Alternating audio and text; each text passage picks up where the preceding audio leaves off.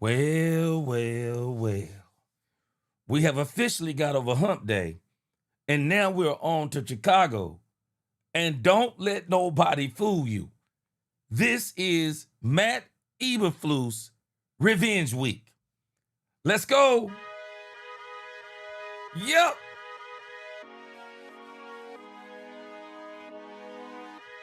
It is game number 3. Boy, we are ready to get it on. Another week of the Dallas Cowboys. We got a great show planned for the day. Y'all get ready.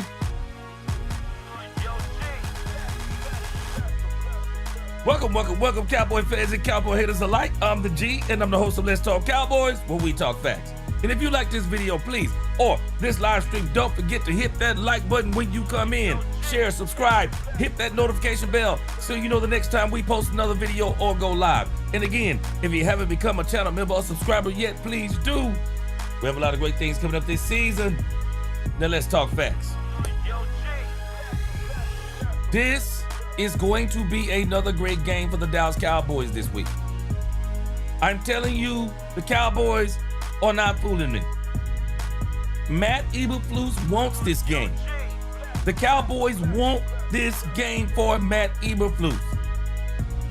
If there is ever a perfect game for Matt Eberflus to make some changes and show us that he can do some things different, it's this game. So today we got a great show. We're going to be talking mostly defense today. And we're going to spend a lot of time, we're going to be listening to Matt Eberflus. Then we're going to look at the film on 3 touchdowns from the Giants game. And I'm going to show y'all. Man, I'm telling you, people need to just, we got to be careful at how we talk about these games. This is going to be our show for today. We're going to listen to the Matt Eberflus presser from DallasCowboys.com. Believe me, I got so many topics I had to leave some of them on the cutting room floor, but we'll listen to those tonight on Cowboys After Dark. We're going to listen to the Matt Eberflus presser. We're going to do some film work on 3 of the touchdowns from the Giants game. I'm not saying I'm going to change your mind. I'm just going to show you what the tape is showing so you can see how sometimes people are not necessarily being fair when it comes to this Dallas Cowboys defense. Then we're going to go to 105.3 The Fan, and then listen to them interview Brad Briggs from Chicago talking about the Chicago Bears. Then we're going to look at the Bears injury report. That's not going to be long. And then we're going to look at some stats from the Bears defense. Tomorrow, we're going to look at the offense and this overall game. We'll do that Friday and Saturday. And then, of course, if there's any breaking news, we'll break it. But if we're not, we'll still make it. All right, we're going all the way up unto the Buffalo Bills and Miami Dolphins game. Let's go.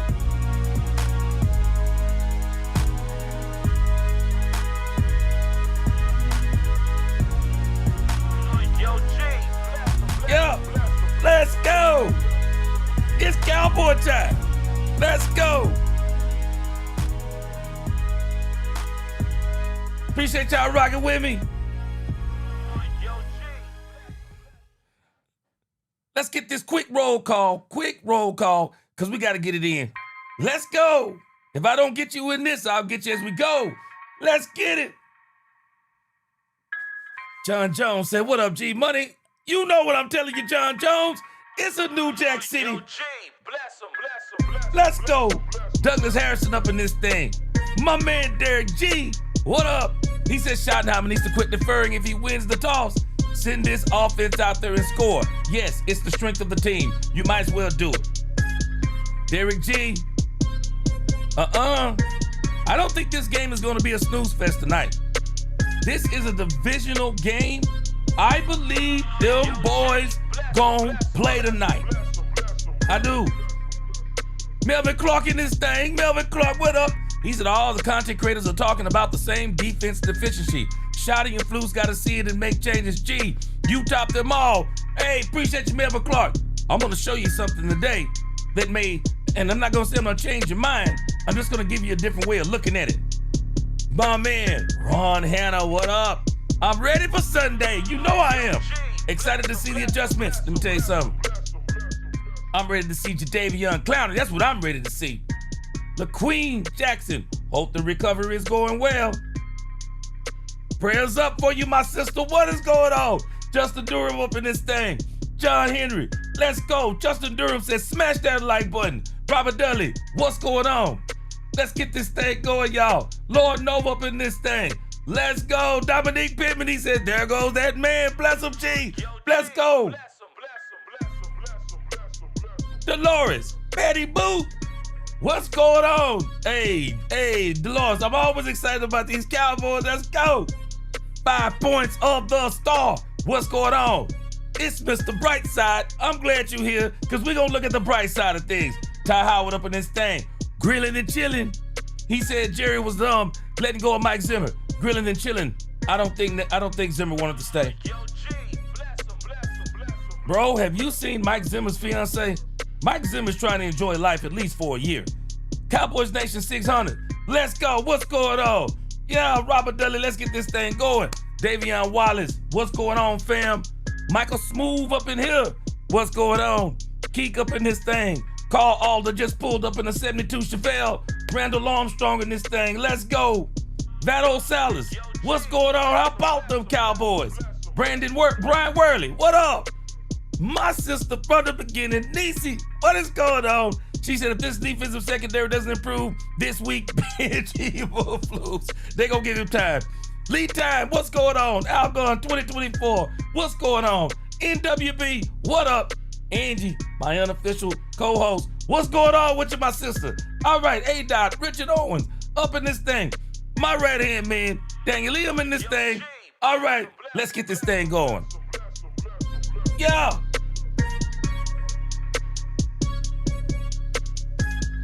Yep. No twerking today, Angie. No twerking. Let's go.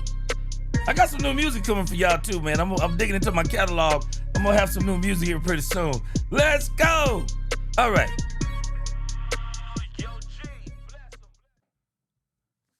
So I'm ready to get to the film portion of this, but I want to hear what Matt Eberflus has to say first. I really want to hear what Matt Eberflus has to say first. Matt Eberflus, and I heard somebody talking about Matt Eberflus this morning. I thought it was very strange what he was saying. But he's saying that he believes that Matt Eberflus is preparing this defense more for what it's going to be in the future than what it is right now. And I found that to be very interesting because I was saying just the other day, Matt Eberflus does not seem to be playing a defensive scheme that goes along with his personnel. And I'm going to show you this today on the film because I'm really wondering if what we're watching is Eberflus not necessarily confident in his personnel. Because Matt Eberflus there's no way that Matt Eberflus could actually believe, looking at the tape, him and Brian Schottenheimer, there is no way they could be looking at the tape saying, yeah, 100% zone, 97% zone is what fits this team. There is no way. There's no way. I think some of this is showing us that they are not confident in the personnel. And they're thinking that this zone, because of Trayvon Diggs, I'm still not sure. I don't really know Trayvon Diggs. I'm just telling you the truth. I don't really know Trayvon Diggs. I don't know if Trayvon Diggs is 100% healthy. I think the Cowboys made a mistake by doubling his reps. But some of it may have been out of necessity. The Cowboys are trying to buy time until they can get Savon Revel Jr. back. Deron Bland set him back a little bit. I think that game looks different with Deron Bland last week. I think that game looks different. But the Cowboys, it's like I don't know if they're necessarily confident in their personnel, in particular on the back end. And so Matt Eberflus, to me, doesn't seem like he's necessarily running on all cylinders, confidence in the personnel, and it's like he's just kind of lazily going, hey, let's just run zone so that we don't get toasted. Well, here's the problem. Still getting toasted. That's the problem. Still getting toasted. And so that's why, for me, I'm kind of like, Eberflus, it doesn't do you any good in the grand scheme of things. It doesn't do Eberflus any good in the grand scheme of things to try to just call zone so he doesn't get ate up, because he's getting ate up. So what's the difference? I would rather go out swinging than just getting torched every single week the way he's getting torched. But again, I want to make sure before I say that, I want to show you some things about what's going on with this defense in the film. And again, we're going to listen to Eberflus and see what he says about his own defense. But I've noticed some things in watching the film, and I'm kind of like, this is a scheme issue. This is a scheme issue to me. And not only is it a scheme issue, some of it is just absolutely great play design by Brian Daboll. Boy, when I show y'all these 3 touchdowns, boy, let me tell you something. Brian Daboll worked the Cowboys. Brian Daboll worked the Cowboys defense over. Boy, he worked them over. He studied tape. I'm telling you, he studied tape on them boys, and he worked them over. So let's go ahead and get into this. We're going to listen to Matt Eberflus tell us what he's going to tell us about the defense, and then I'm going to show you what I saw in the film work. And I know they're smarter than me in this thing. I can tell you right now, by far, I'm not a genius when it comes to X's and O's as far as all the jargon of the game and things of that nature. But I can tell you this. None of us have to be football experts to understand what I'm going to show you. The tape don't lie. The tape just don't lie. I'm going to show you what the tape, you're going to see what the tape says, and you watch what I tell you. You're going to be astounded at what I'm going to show you. And I don't think it's going to match exactly what everyone's been saying. Because I do think sometimes what happens in the community, this Cowboys community is that we'll get somebody that'll say something, and then somebody will like it, everybody will like it, and then everybody starts reporting the same stuff. Well, I'm not going to report the same stuff. I want to make sure that you come here for my unique perspective on things, and the way I just try to keep it is what the tape is showing me and what the context is showing me. So we're going to look at the context. So we'll listen to what Eberflus is saying versus what I'm going to show you with the film. I'm going to show you after the film after we listen to the interview. Let's go. How doing? Good to see everybody. Now, y'all remember, Matt Eberflus is going to be a very boring interview most of the time because he gives you the State of the Union up front, and he really takes the air out of a lot of questions. I kind of like the way he does that. So, in terms of, going back to Chicago and playing with our fellas there and all the guys, we're keeping the process in our preparation the same as we always do. And, I'm always grateful, and have much gratitude for my whole coaching career, So I always look back at everything, how you can learn, how you can grow, and get better and improve. And that's the biggest part of experience. And that's what we're doing there. And then in terms of last week, we got to play better team defense. We all got to be on the same page. We got to do a good job of alignment, assignment, key technique, and playing clean football. There was some definite spots in there in terms of how we executed last week where we did some really good things. In the run game, obviously the big interception at the end, making some adjustments. And really proud of the guys of how they gritted it out and hung together in there, in some spots that was, kind of a back and forth day. So I know exciting win for the Cowboys, and excited that we pulled it out at the end. Dono had that wonderful interception, and we made some nice stops there in overtime. So with that, I'll open up the questions. All right, let me read a couple comments as we get going here. I appreciate the comments. I got to read this comment by by Nisi. I want to get a couple of more greetings in here. What's going on, Lonnie Cabal, Big Moss Dog up in here. Yeah, Melvin Clark. Anthony Beck, what's going on with you, man? As always, blessings to you and your family. You too, sir. Good to see you up in here. Poobie D up in this thing, got my back. What's going on? Bruce S., not Bruce Wayne, up in here. What's going on? Revelation Journalist, good to see you. He said call Dak Prescott doctor because he's about to do surgery. Now, Nisi says something here that I find to be very, very interesting. She says, G. Diggs getting those reps because of Steven.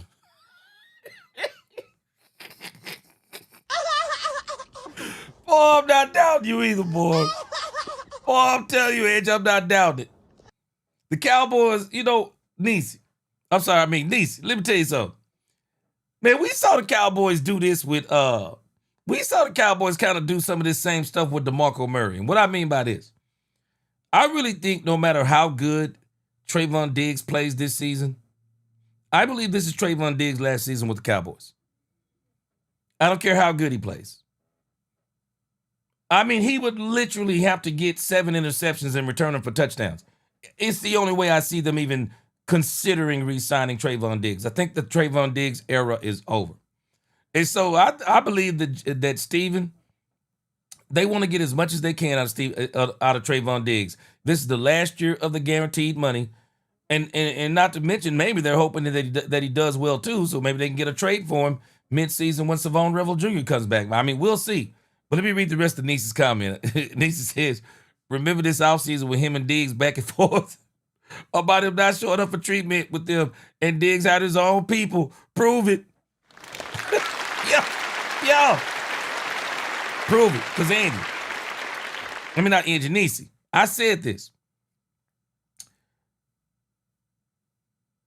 It's not the fact of him coming back. It's does he remain? That's the issue, Nisi. Does he remain? And you're right. Prove it. Prove it. That's what the Cowboys, I agree with. I think they're saying that too. Ron Hanna said, one thing I saw, our secondary not communicating the coverage, and the tape shows players out of position, but the question is, you can't dial up something to prevent that. Ron Hanna, I'm going to show you on some of these plays. I don't know what they're talking about with communication. They were communicating. I don't know if they're communicating right. No. Hey, I'm telling you on the plays I'm going to show you, they were full out communicating. Maybe they're not communicating right. But I'll tell you this part. Ron Hanna, I'm going to tell you straight up, bro. After watching the film, Matt Eberflus got out schemed. Matt Eberflus got out coached, bro. I'm going to show us today. No, Matt Eberflus got out coached. He got out coached. And I don't know how to say it. I don't know. I'm not trying to bash Eberflus. I'm just going to show us, man, the play design of the Giants was insane. And we're not giving them credit for it. I'm going to show you, though. Calvin Watkins, Dallas Morning News. What did you learn from your time in Chicago? Yeah, when you become a head coach, it's a different job, right? So you learn a lot of things. So a lot of things that you didn't do as an assistant, as a coordinator. But again, I'll just say that the experiences there is certainly, I cherish all those. It's like there was always something going on up there, whether it's people questioning game management, assistant coaches leaving. There's always something going on. How did you kind of manage those things? Yeah, again, that's part of being a head coach. That's what it is. You're always going to get questioned on certain decisions, and you got to put your best foot forward there. Matt Todd Archer with ESPN. As you look back, do you dread this week as you know this is coming with all these questions and stuff? No. I look at it as one opportunity for us to be able to go out there and really execute. And it's game 3, and it's important that we need to improve. And everybody needs to improve. Throughout the league, everybody has an issue here and there early in the season that they got to improve on, and that's what we're looking to do. And then, from the time off, what did you do? Did you get away from football? Did you go somewhere? How did you cleanse your mind? In the time off, obviously, with my girls being home there, I told the ladies it's the first time your dad had December off in 34 years of coaching. I said, so two things are going to happen. I said, we're going to get closer together and we're going to get closer to the Lord. And to me, we accomplished those two things, and it was a good time with the family. So. And was there a time where you just wanted to not get back into it right away? Like Dan Quinn and McCarthy both talked about taking that year off really kind of benefited them. Did you ever I think think about you that? reflect and see what you want to do, and it didn't take long for me to figure out I want to get back in, and that's an important thing. And I love coaching the players, I love working with the players, and that's something that I've always loved to do, and I wanted to get back in. John Machado with The Athletic. What did you think of your time with Caleb Williams, and then what have you seen from him on the 2 games this year? Yeah, like I said, I really cherish the whole time that I was there and my whole coaching experience. And then, for Caleb, really it's just working through the process of his second year. Working through the timing and the rhythm of that offense, and you can see that going forward, game 1, game 2, game 3, and that's where it is. And then when we talked to Brian, he talked about on some of those explosive plays how they're not major things that needed to be cleaned up, that there's small things here or there. I guess for people when you watch it, you might think that it's a major problem because there were so many. Is it minor things, and how do you get it fixed? Yeah, I think when it's when you give up big plays, I don't think they're minor. Those are major things, and we have to do a better job of all 11 players, including the coaches, executing on a certain play, this play, that play, whatever it might be. But you have to execute, and again, that's coaches and players. Joe Hoyt, Dallas Morning News. You talked about the reflection period. How did you reflect? Did you pray? Did you meditate? Did you do anything like that? And what was the moment that really kind of sold you and said, "Hey, I do want to get back into this right away"? Yeah, prayer and meditation is big in everybody's life, so I think that's important, of course. But I do think that you do have time to reflect and reflect on, what you could do better, what you learn from the experience. And I've done that everywhere I went. If I was a defensive coordinator, at the Colts or the head coach of the Bears, you reflect on those things, how you can improve. You learn and you grow and you get better from the experience. Was there a moment where you said, "Hey, I do want to go back"? Oh yeah. Yeah, it wasn't long. It was about a couple weeks. It's a couple weeks. I took a couple weeks, and it was like, yeah, I want to get back in. Nick Harris, for Star Telegram. Brian's talked a lot about the communication piece in the secondary. What have y'all been able to work on this week, whether it be through walkthrough or during practices, that really help kind of emphasize that communication? Yeah, just when you're at home, it's loud. It was our first time, playing together in there. So Now, let me make a couple of comments here. I heard Brian Schottenheimer mention this too. It's almost like they're blaming, and this is the only word I can use. So forgive me if the wording may not be what people want. But it's almost like they're blaming the crowd noise. They're blaming the crowd noise for why they couldn't communicate.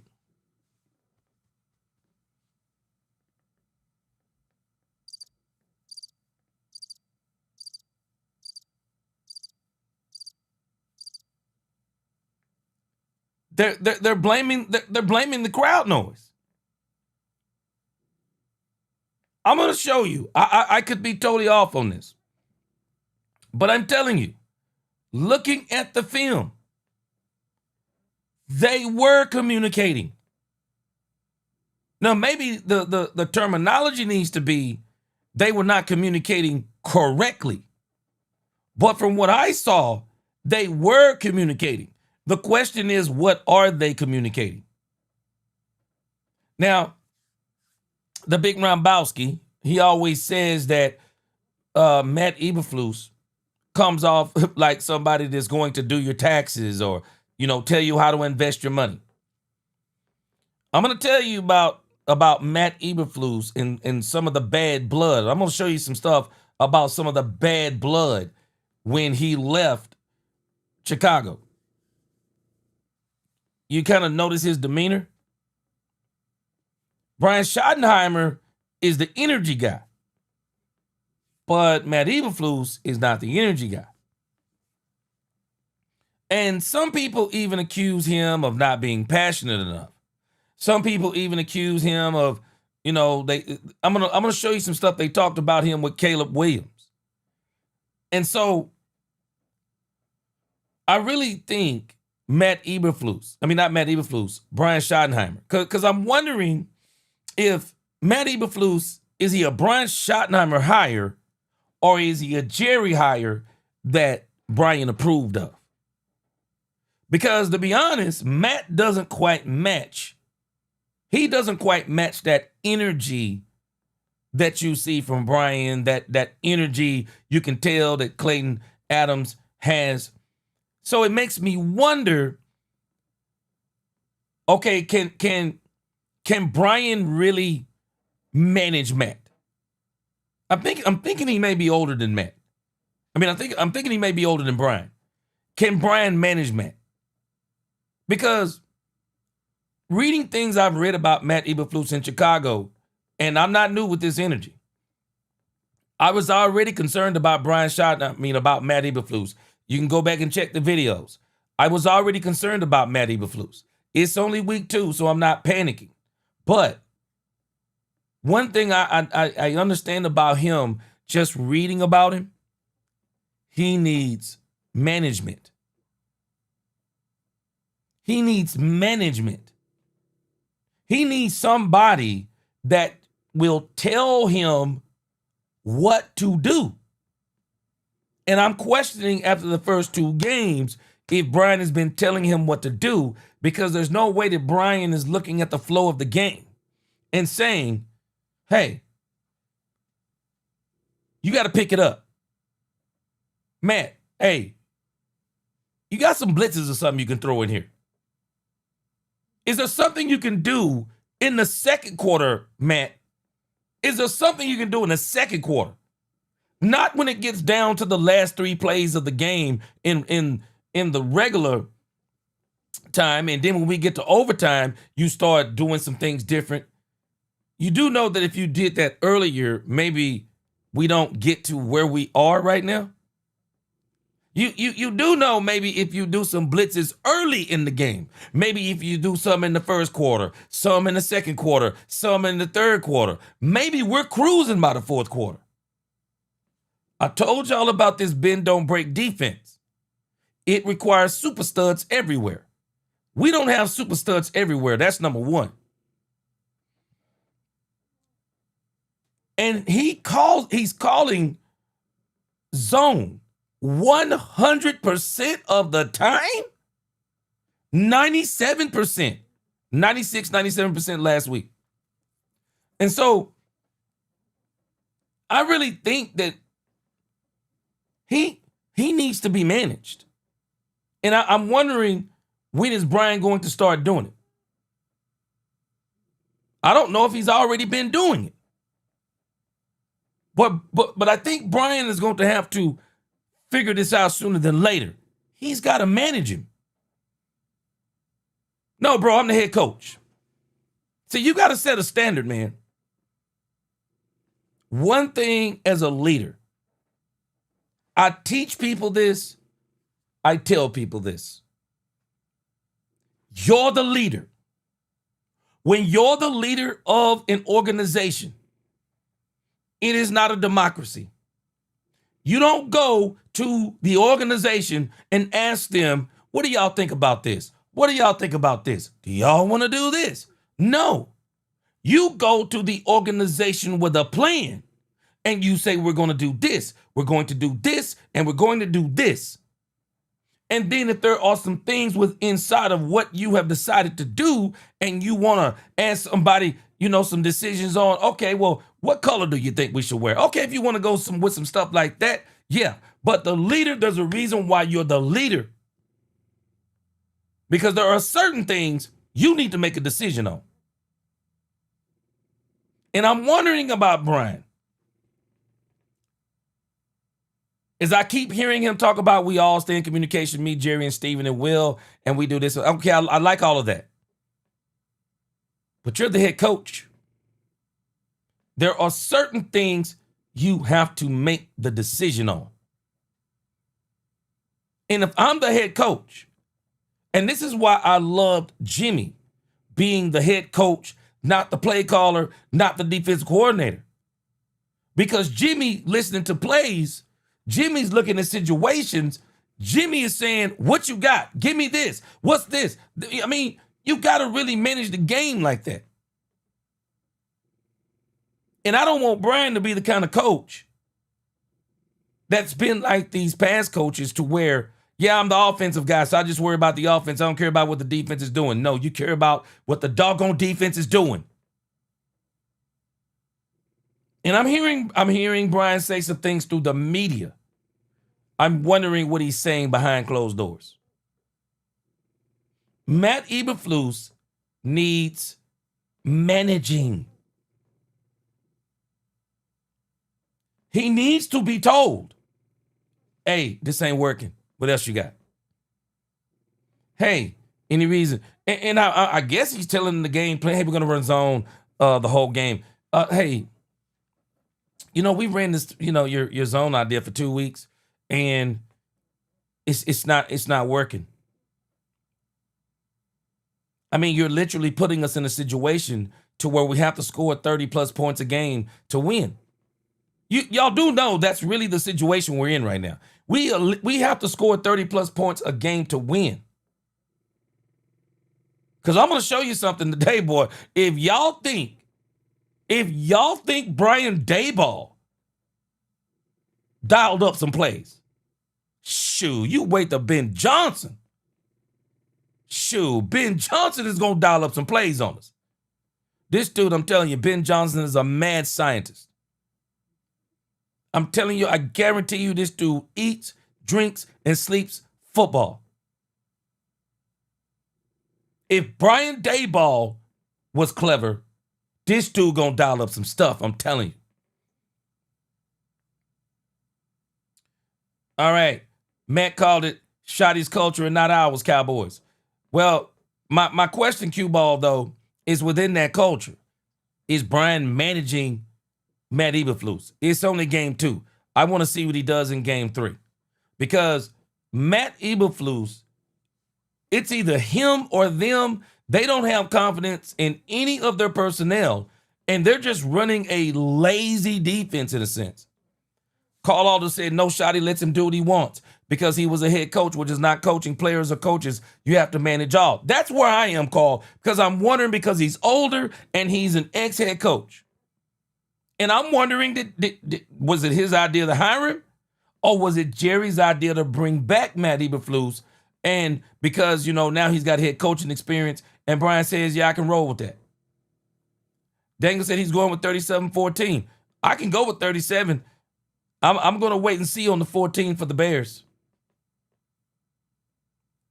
Matt going to have to show me something. Because I'm telling you now, Daniel M., Ben Johnson going to dial up some plays. Shoot. Edgy. As crazy as this sounds what you saying, Ben don't break, and they definitely was touching their toes. I don't know. You said it. It makes sense, and I understand the analogy. You're gonna be doing a whole lot of bending and breaking. I get the analogy. Ron Hanna said, exactly. That's it. He's bending too much, and it almost broke. But Dak and the offense bailed us out. They're going to have to continue to do it. And I'm going to show you on the tape. We're calling this a personnel issue. I think it's a scheme and personnel issue combination. I think it's a combination. And I think if they were to change up the scheme a little bit, I think the players could be a lot more successful in it. Timmy Terry said Eberflus is dead energy. He's bad for our defense.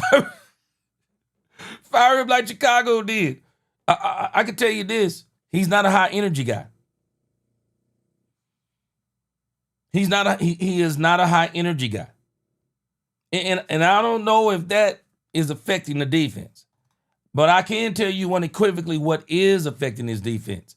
It's the scheme. It's the scheme. Brandon said if you look at the first game, the secondary was on point for some reason, and part is missing Bland. Okay, so Brandon Cup, let me add to what you're saying though. The reason why the secondary was on point is because it's Jalen Hurts. Jalen Hurts, he's not going to throw in those seams. He's not going to throw in those seams the way Russell Wilson will throw in those seams. I'm going to show you those 3 touchdowns on tape. And I'm telling you, Russell Wilson was decisive. When I tell you Russell Wilson was decisive, no hesitation. They studied the Cowboys. They studied that Eagles tape. They studied it. And I'm telling you, this dude was so decisive. There was no hesitation. This dude stepped back, 1, 2, 3, pulled the trigger because he knew it was there. He knew. I'm telling you, Russell isn't reading. Russell knows it's going to be there. He knew it was going to be there, and he toasted us. That comes from them looking at the Eagles tape saying, Jalen Hurts had some shots. I'm just telling y'all, Jalen is not going to take those shots, especially early in the season. This dude against the Kansas City Chiefs was even, I don't know if you could call it worse. They won the game. Man, this dude, Jalen Hurts, ain't throwing the ball this year. I mean, he really not throwing the ball this year. It is crazy when you look at how little this dude is throwing and they're winning. So I can't knock him. I can't knock the Philadelphia Eagles. That's their formula. I think they designed their team to where he doesn't have to pass. I said this last year. They designed the team to where he doesn't have to throw for 250 yards to win. They designed the team to where even if he don't throw for 200, they're still winning the game. But Russell Wilson is different. Russ has a very good deep ball. Brian explained it. Puts a lot of arc on that ball. And he just lays it in there. I'm going to show you on tape, man. I'm telling you, sometimes we got to stop looking at this tape from the perspective of our players are terrible. We got to start looking at this tape subjectively, looking at it objectively and saying, okay, what's going on all over the field? Don't just make it like our players are just poo-poo, because I don't think they're necessarily poo-poo. I think it's the scheme. They're suffering in the scheme. It's not just Donovan Wilson. It's not just Trevon Diggs. It's the scheme that they're struggling with. And I want to see this week if Eberflus is going to is he going to change up the scheme? Timmy said, I don't think Matt Eberflus fit this team. His energy is off. I can tell you this, Timmy. He's a lot different than Brian. Gary said, he said that stuff can't happen this week, G, and that's a fact. Facts. Absolute facts. But again, we're halfway through this. We're going to listen to the rest of it. But I'm telling you, man, this dude is, I wonder if this is all of them doing this. That's where I am. I'm wondering if Brian is trusting Matt and saying, you have been a head coach. You know how to do this, this, and this. Or are they all collectively agreeing on 100% zone? I mean, that's crazy to me if that's what they're doing. Q-Ball said, yeah, G, the head coach has the oversight of the coaching staff, the players, the offense, the defense, and the special teams. Q-Ball, that's where I am. Because Brian has got to be looking at this game at certain points saying, hey, man, can you dial something up? You do know half of the first quarter is up, Matt, and the defense is still on the field.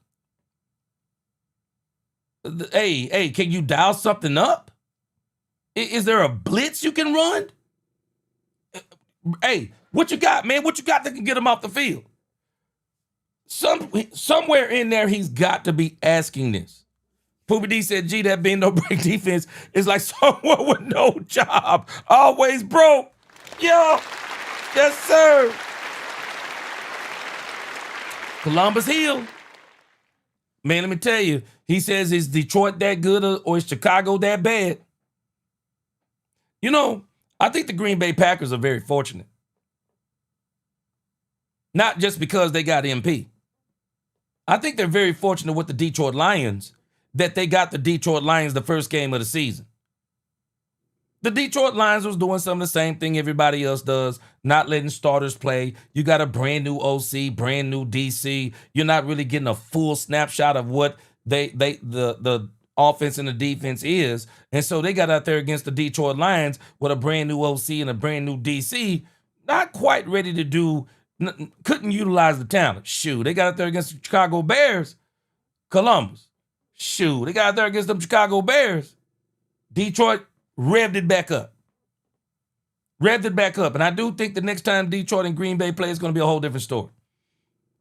But, man, I'm wondering. But let's hear some more Matt Eberflus, and we're going to get to the tape. But I'm going to show you some of the stuff I'm talking about.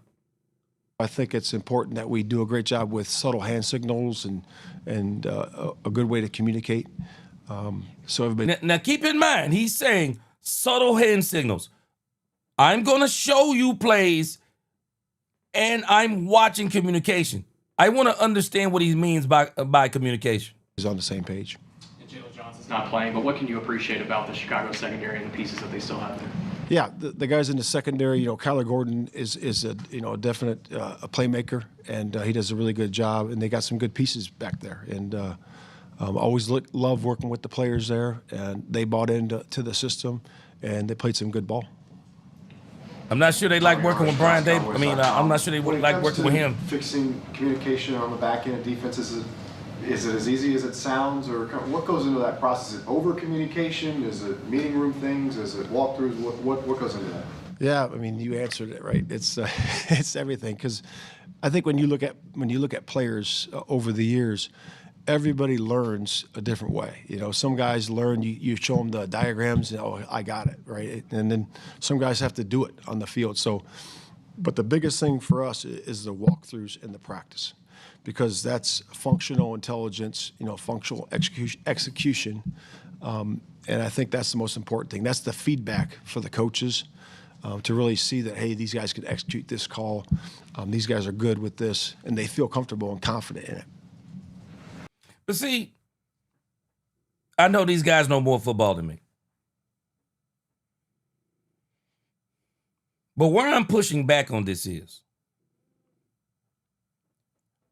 I also think you got to do some very good film work. You got to do some film work on the opposite team. And then you go out there and you create that scenario on your scout team. And you run that against your defense. Find the plays that you think that will give your defense hell. Find those plays. Find those plays. Because one thing about the NFL, there's not a whole lot of different stuff you can do. I mean, it's football. It's been going on for years now. It's not a lot of different things you can do per se. But it's the combination of things that you do. And that's what confuses people. So you got to really focus and study on how do people not only how does this team do this? You got to study the Chicago Bears game from last week. But you also got to study your own game from last week and look at where you failed. Because where you failed is exactly where Chicago is going to try to succeed also. So you got to go back and look at what you did and walk through those. Study the film on those. Talk on those. Yeah, I understand walkthroughs and practicing. I get all of that. But you got to look at that stuff and play it over in your mind. And then get on the field and communicate as it's getting done to you again. How do you react when it gets done to you again? Because I'm telling you, Ben Johnson is literally going to look at what the Giants did and say, okay, I see what the Giants did there. So let me do that, and then I'm going to put my own little spin on it. Man, you can walk people through all day long, but the issue is, what are you walking them through? What are you walking them through? Are you walking them through the fire again? Because I'm telling you, man, Ben Johnson is a master play caller. Garrett Podell, CBS Sports. Matt, Trayvon Diggs' snap count basically doubled from week 1 to week 2, and Yep. Brian said on Monday essentially has no restrictions. What have you seen from his play through 2 games this year? Yeah, so he's just getting back into it, and the thing about Trayvon is he hasn't, didn't go through training camp, so this is basically his period where he's learning the defense, and again, it comes on to the Yes, Angie, functional ability for to sure. be able to execute on the field, and it's time on task, so we're working with him extra in the mornings to get him up to speed, getting as many reps as we can during practice, and then coaching him up in between when the offense is up there. But it's all the above. And real quick, Kyer Elam, so there's a stat like pass yards attributed. Yeah, Nisi, shoot, the Dallas Cowboys defense back in the day was crazy. It was. I do think I see the scores y'all are putting up. Ice cold, 33-17. I can see it. I do think the Chicago Bears will probably score the majority of their points in the first half. At least that's the kind of team they've been this season. They'll probably score most of the points in the first half. And if the Cowboys can weather the storm in the first half, I believe the Cowboys run off on them in the second half. I believe they run off on them. All right, let's listen to some more of this. To someone who's given up on coverage, and Kyer Elam has given up the most according to NFL Pro. What do you James think of Bowie, that you on to stat? something. Is that valid for that attribution? Yeah, I don't look at that. Kyer's played well. He's tackled well. He's done a good job. He's going to continue to improve. I think Elam is playing I good. like where Kyer's at. Yeah, he's playing good. Hey, Flus. Patrick Walker, DallasCowboys.com. This is our first time speaking to you since Jadeveon Clowney officially signed onto the team. So, two-part question. The first part is, and I see your smile creeping up thinking about Clowney. Just talk about, through your eyes, why Jadeveon Clowney and why right now? Yeah, anytime you can add pass rushers, I'm all in. So if you say those 2 words, pass rusher, I say yes. So to me, it's about adding another piece. We're going to need everybody on our roster during the course of the year. We're going to have some, injuries here and there that are going to creep up, and we got to have guys step in. That is a fine in a team meeting. Turn them phones off in the meetings at church. Turn them Just adding phones him off. is really good. And then Put him on he's silent. been a joy to work with the last few days, and he's buying into Shadi's culture, and it's going to be exciting. Second part of that. Clowney is going to help out Matt Eberflus. Clowney is going to help Matt Eberflus. Clowney is going to help Matt Eberflus do some of the things I think that he's trying to do, but he don't have the personnel. And I still say one of the biggest disappointments for them has been Dante Fowler. This dude is not doing what the Cowboys thought he was going to do. So I believe they're hoping that Jadeveon Clowney is going to do some of those things. And I will not be surprised Jadeveon Clowney gets a sack first game in, and then it's going to be on and popping. It is going to be on and popping when the Cowboys play the Bears. Jadeveon said one of the key drivers in his interest was when you guys acquired Kenny Yes, Clark. sir, Kevin He had Payne. nothing but praise for Yes, just that Skate, rotation appreciate with you. Osa, Solly, and Kenny Clark. What does it mean to you to have a veteran coming in with his 5 ability points. and his mentorship? Yep, send an but extra still man. He's so excited that he sees that acquisition and then gets on the phone with his agent and says, figure out how to get me to Dallas. Yeah, he is excited. He really is. He's excited about getting going, and on the field, and obviously having Kenny Clark in there and Solly and Osa and all those experienced guys at the D-line really helps us. And those guys are going to learn and grow like the rest of our unit as we go forward. But adding him has been great. Man, let me tell you something. I appreciate Jadeveon Clowney, man. I appreciate Jadeveon Clowney. I've been saying this. You don't need elite edge rushers when you have elite defensive tackle play. We may not realize it because of the way things are looking on the back end. We have elite defensive tackle play going right now. I mean elite. And it's only going to get better. Man, Jadeveon Clowney saw this thing with, he understands what that means. Man, when you got defensive tackles, man, if you got some edge rushers that can get loose, they're going to eat. Problem is, there was supposed to be a chain reaction. Kenny Clark, Dante Fowler. Problem is Dante Fowler not getting loose. They're giving Sam Williams the majority of the snaps. He's coming off injury. He's not getting loose. Donovan Ezeraku, rookie, don't let people fool you. Donovan Ezeraku is putting in that work. Donovan Ezeraku is out there doing his thing. He's a rookie. He's coming along. James Houston is literally their best pass rusher, and they only gave him, I think, 15 snaps. James Houston needs to have 25, 30 snaps.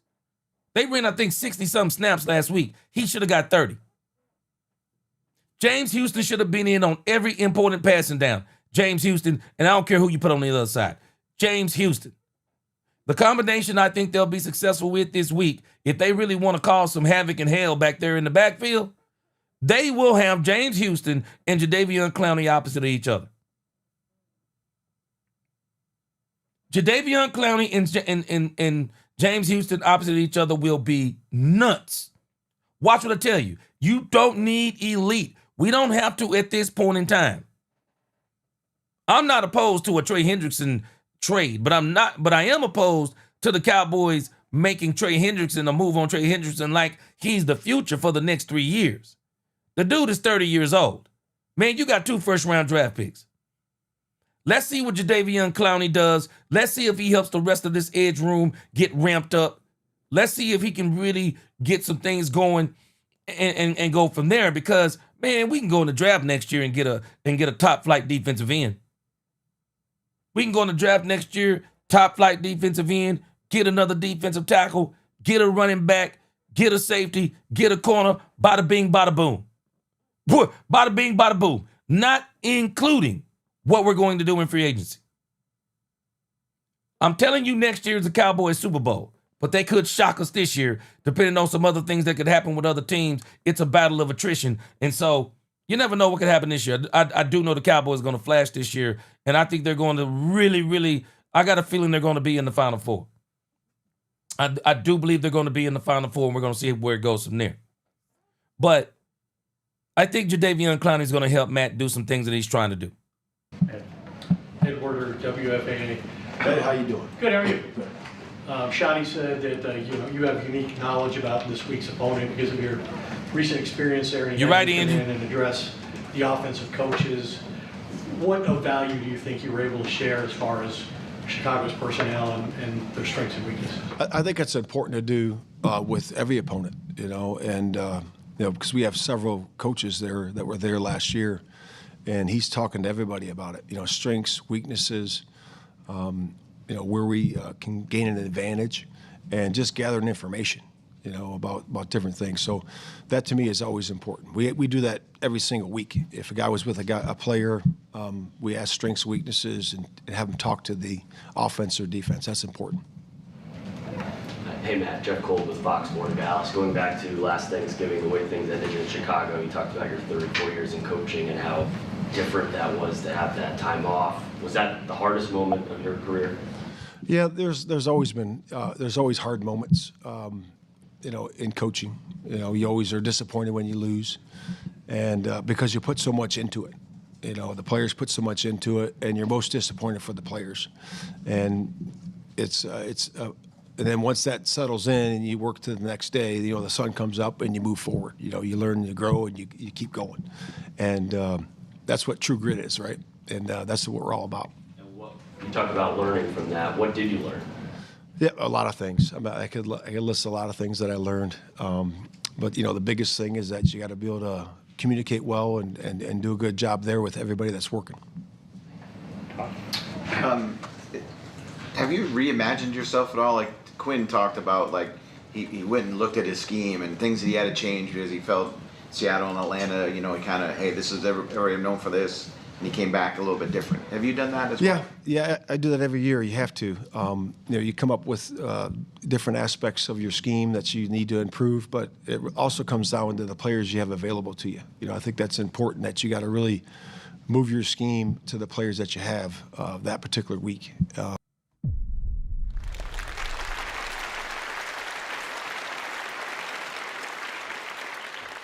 This is the part I'm not sure he's done yet.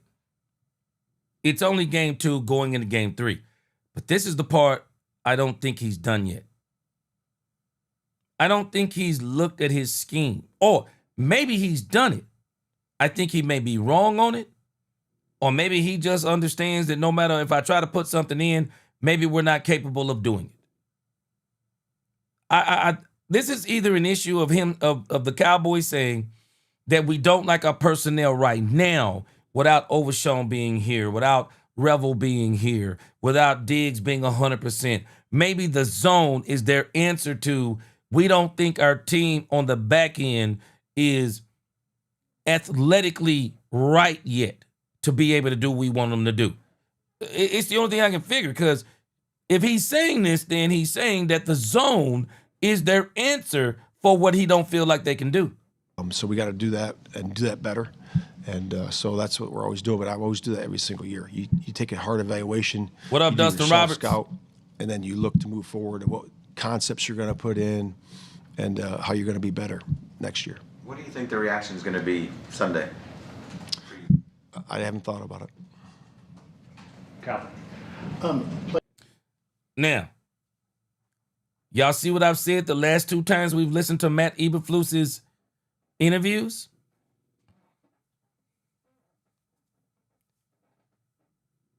He's a very boring interview. And I think he's a very smart guy. It's obvious he's a very smart guy. But Carlito makes a statement right here. Let me read you let me show you what Carlito says. Okay, let me read what Daniel M says first. Daniel says, if you look at the run defense, it's strategically improved and they're playing more physical. Now, that part is true. But is that a Matt Eberflus thing, or is that a Brian Schottenheimer thing? Brian Schottenheimer's been screaming physicality, physicality, physicality. Well, Jerry in the front office went and traded for Kenny Clark. You got 2 very good defensive tackles. You may absolutely have one of the top 3 defensive tackle duos in the game. You're automatically going to be more physical. Is that a Matt Eberflus thing, or is that a personnel thing? Because I think that's more of a personnel thing. This isn't Matt Eberflus's thing as far as, okay, we're going to be more physical up the middle, and this is what we did. You're not really doing anything because those 2 guys up front are physical. Kenny Clark was physical before he got to Dallas. Also, Diggy Zua was already on that trajectory. It's the rest of the scheme that's not that seems to be kind of, it's not falling apart. Don't let me say it's falling apart. It's not where it needs to be yet. And some of this to me seems like the Cowboys are also saying, let's see if we can patchwork, put duct tape here and there, and let the offense score 30 plus points a game. And can we win enough games until we get Overshawn, Josh Butler, Savon Revel Jr., Trayvon Diggs back 100% healthy. Of course, now we got Jadeveon Clowney. By this time also, Donovan Ezra-Rocco will continue to advance. James Houston is a pleasant surprise. It's like, okay, are we trying to buy our time until we feel like our talent catches up with the scheme that we want to run? Or the scheme that we're even running? Carlito says maybe when the defense makes plays, Flus will show emotion and energy, which will hype the players up. He's leaving that up to the players, it's obvious.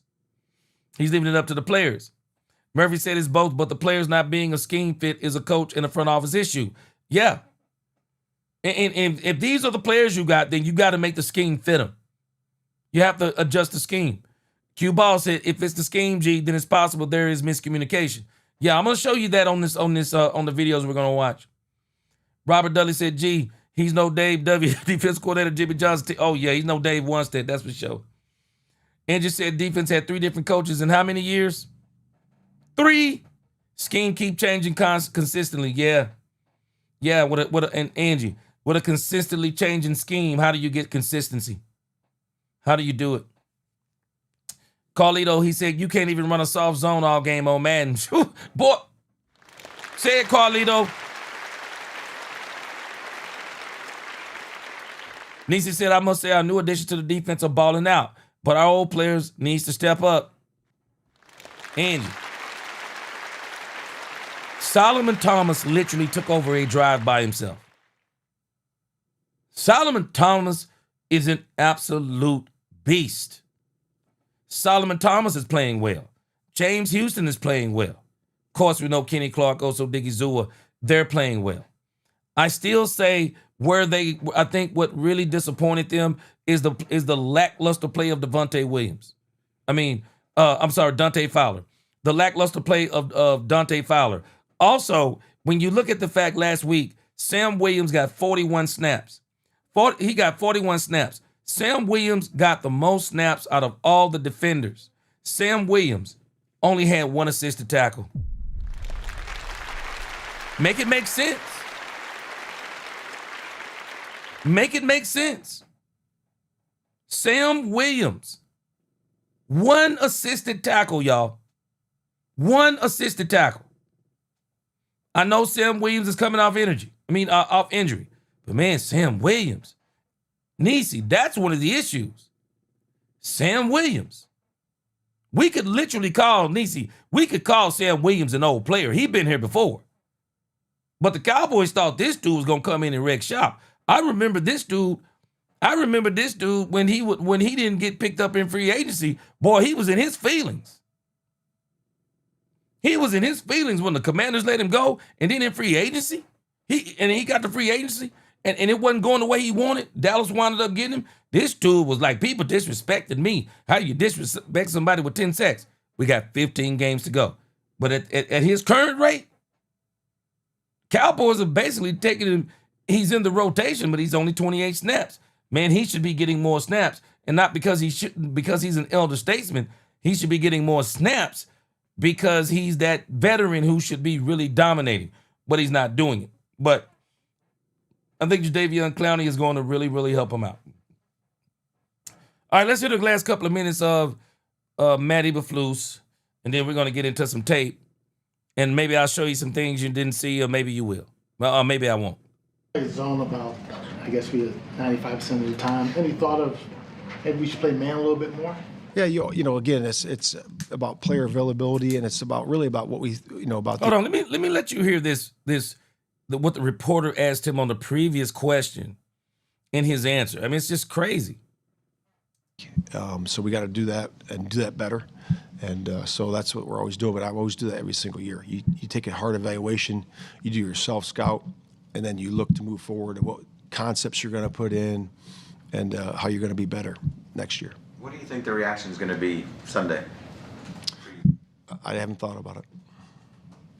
Calvin.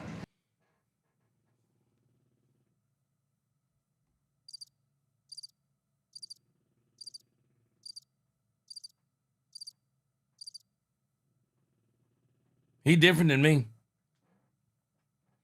I don't care what nobody say. They talking about we treating this like another game. Not me. No, I'm not treating this like another game. No, I'm telling my team internally, we want this game for Matt Eberflus. I'm telling my team, we want this game. We're gonna go out there and we're gonna beat these dudes down. We are going to get this game. We're going to get it. Robert Dudley, Kenneth Murray Jr. had a very good bounce back game. He had 7 tackles. Sanborn had 8 tackles. Solomon Thomas had 7 tackles. Yeah. And Nisi said it. These new guys are playing really well. These old guys, and I think probably where Nisi is at is Malik Hooker, Donovan Wilson, Trevon Diggs. I think they're kind of struggling a little bit in there. I think they're kind of struggling, especially with the scheme that we're running. Angie, I'm going to show you. You just asked a great question. Was Eberflus this bland as a head coach too? I'm about to show you. I'm gonna give you the answer. Daniel M. said Flus is a good defensive coordinator, but a bad head coach. Well, he's got to prove it. He's definitely got to prove it. 15 games to go. We'll see how it goes. Carl said I would have kept Zimmer for a second year and with addition would have been totally different. Yeah, this Cowboys defense has been going through it, man. They've been going through it. It's a fact. They've been going through it. Now they got an entirely new coaching staff. They have been going through it. I was the same way. I would have kept Zim. And especially if you're going to get rid of Micah Parsons, man, Zim would have been the perfect coach if you're going to get rid of Micah Parsons. Because Zim wanted to run a certain system that he couldn't run with Micah, he'd have been able to run that system this year. Murphy said these old players, if I stayed there, welcome, but because we pay them, we play them. True. Ain't no way you get burnt that many times and not switch players. All right, yeah. You know the thing I don't understand? Still don't understand why they didn't say, okay, Marquise Bell and Wanye Thomas, we're going to put you in passing situations. Play zone about, I guess, we 95% of the time. Yeah. Any thought of maybe we should play man a little bit more? Yeah, you know, again, it's about player availability, and it's really about what we, about the opponent. You know, what you think is going to work against the opponent, and certainly we have those concepts in, and we're going to use concepts that we like that fit the players, and.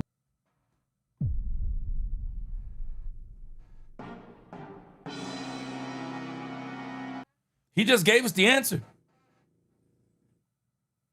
He just gave us the answer. There it is right there. It's exactly what I've been saying.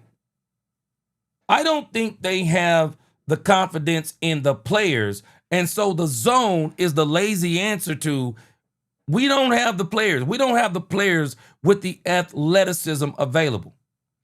I think DeRon Bland, but they did 100% even when DeRon Bland was here.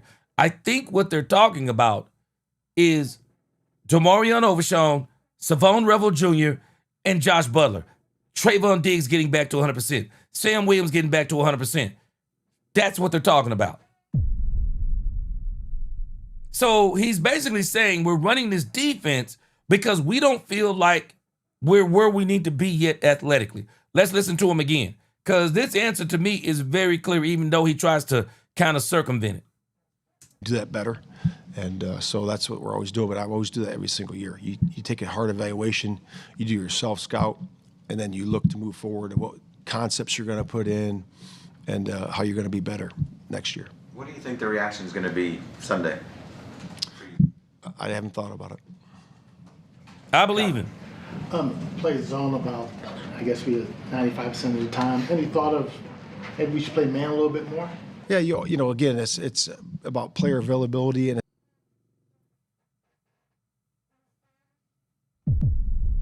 What do you mean player availability? Don't you have players? Who are the players that are not available? This is the answer right here. Player availability. He's not even talking about DeRon Bland, because DeRon Bland was there last week. The week before they ran 100% zone. DeRon Bland wasn't there this week. They ran 95% zone. So the player availability seems to be very apparent. Demarion Overshown. Demarion Overshown. And I still don't see how it makes sense that you're going to trade Micah Parsons and you're going to run zone and you're going to leave it to 4 down linemen to stop the run and get the quarterback. The only way that makes sense is that you expected Dante Fowler, and that's why I know this is Dante Fowler. They expected Dante Fowler to be leading this defense, and he's not doing it. But even then, the part that don't make sense, you still don't make adjustments and say, okay, Dante is not doing what we maybe thought he was going to do. Sam Williams is coming off injury. We have got to put in an extra guy to rush the quarterback to get some pressure on the quarterback. I'm just wondering, is this really the decision that they're all coming to say, because we don't have the players, we don't have the athleticism on defense, so the only answer is 95, 96, 97% zone against the doggone Giants and 100% zone against the Eagles? He just answered the question. The availability of players. Who could you be talking about? It's really about what we, about the opponent. What you think is going to work against the opponent. And certainly we have. So I understand Jalen Hurts. What made them think that 95% zone was going to work against Russell Wilson? I'd love to hear him explain it.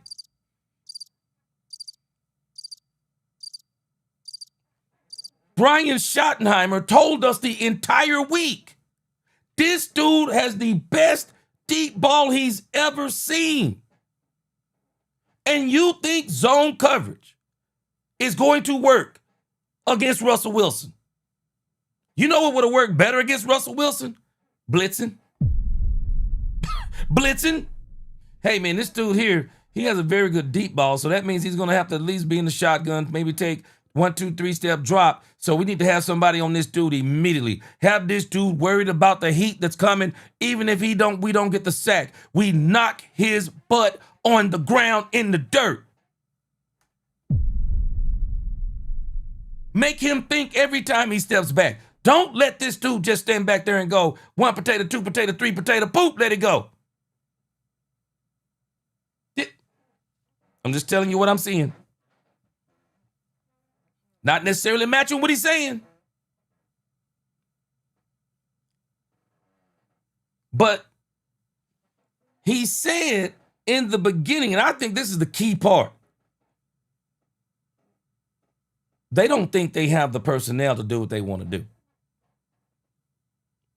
And this is why, obviously, they're not making adjustments, because they're not making adjustments. Have those concepts. And you can't tell me you're looking at the opponent.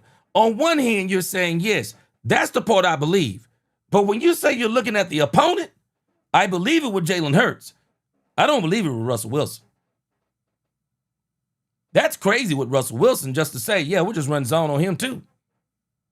You're telling me you've looked at 2 quarterbacks 2 weeks in a row, and the conclusion you came to with both quarterbacks, 100% zone, 95 to 97% zone. Steps in, and we're going to use concepts that we like, that fit the players, and what we can execute. Fit the players Well, and what we can execute well. So how's that worked out? Game 1 worked out well against Jalen Hurts. Totally understand it. Jalen Hurts has a hard time reading zones. Russell Wilson, on the other hand, for Brian Schottenheimer to tell us how talented Russell Wilson was and is, their defense didn't act like he was that talented. The Cowboys defense really didn't treat Russell Wilson with respect. It was like they were treating this dude like, ain't no way he going deep. Yeah, I know he got a deep ball, but there ain't no way he going deep. It's like that's how they were treating him. That's why I'm going to show you on the tape of how they were stalling, looking for the shorter to intermediate routes, and then getting bombed away on the deep routes. And I don't understand after 2 of them how you don't say, hey man, hold on a second. Hey man, hold on a second. We need to kind of regroup. Because Russell ain't doing what we thought he was going to do. This dude going bombs away, man. Let's get a blitzer on this dude. Let's get a blitzer. Let's start throwing a few blitzes at him. Get him off his mark. And how about we come up and do some bump and run? How about we get our hands on these doggone speedy receivers the Giants have on the outside? How about we get our hands on them? That'll help our safeties too. I'm telling you, the Cowboys didn't help out Donovan Wilson none. We're killing Donovan Wilson. They didn't help this man none. They did not put Donovan Wilson in a position to succeed. And we're killing Donovan Wilson. I'm going to show you. We're almost there. So someone else might reduce snaps. How do you kind of manage some of those types of things? it's a rotational deal, right? You know, you guys can see how we're rotating the D-line. Some guys got 40 plays, 42 plays. Some guys got 20 plays. Yeah, some guys Sam got Williams. 16. So it's a management thing. And we'll see where his conditioning level is and see where he goes. Yeah. Experience taught you lessons from your time in Chicago, but it also gives you lessons you can share. I'm assuming Brian Schottenheimer being a first-time head coach. What was your biggest lesson coming from your experience as a first-time head coach for Brian? I would just say that, you know, when you look back at everything in your life, that you should have gratitude, right? And you should be grateful for the experience. Because if it's a great experience, you know, a lot of times people don't learn much from that. You know, you learn some things, but when you have adversity, I think that's when you learn. So you learn from both.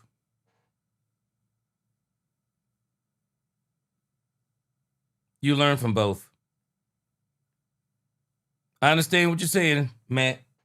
You got your butt booted out of Chicago. Nah, bro, you learn from both. You learn from both. maybe some of the greater things you learn in adversity. But you also learn great things in success. Man, it's great to be up under a great coach. It's great to have great teammates. It's great to be on a team that's won. It's great to have success, man. You learn how to do things right when you are on a team that wins championships. You learn how to do things right.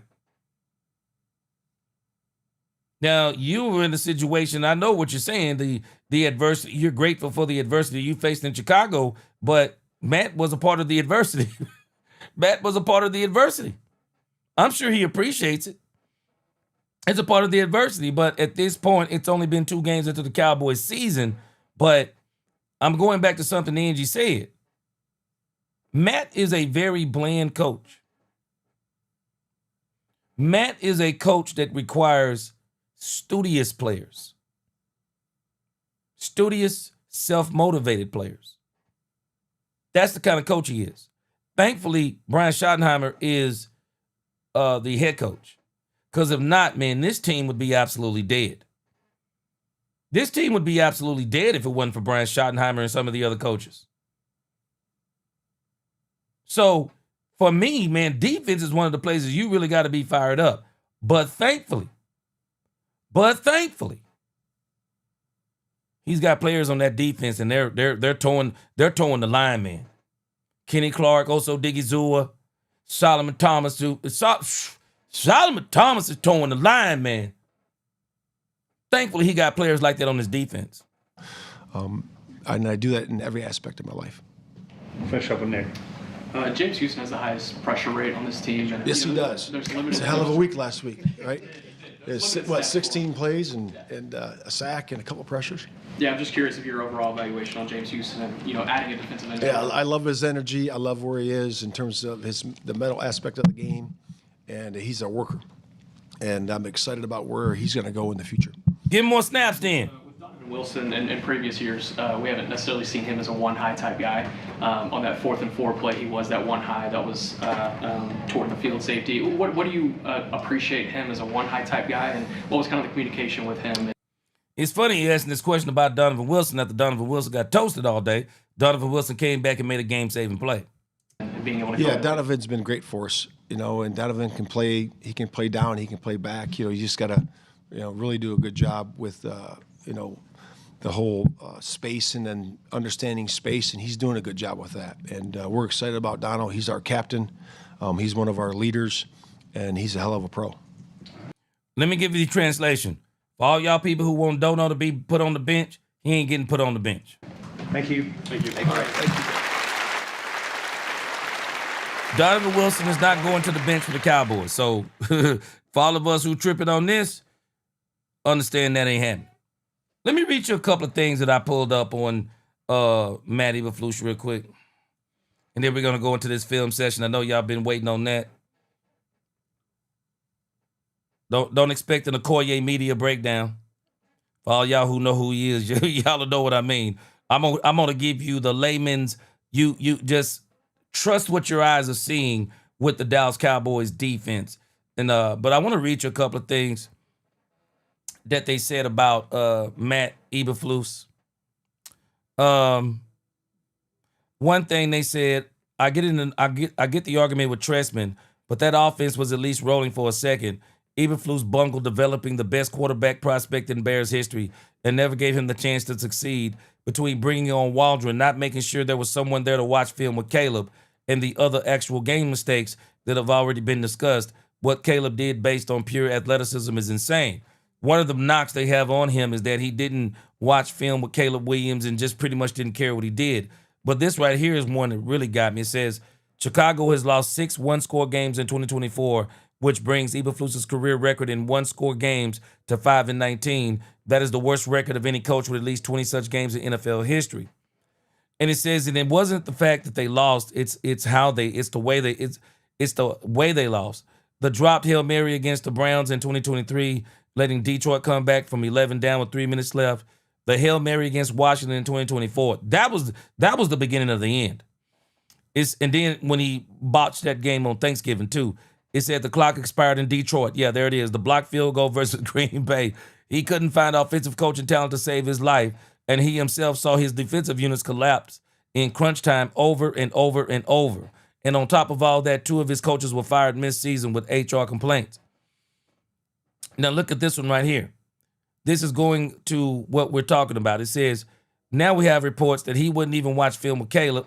This man solidified his reputation as one of the worst to ever do it. It says right here, all of that, and I never once saw him concerned and passionate about the fact the team wasn't delivering and the coaching wasn't competent.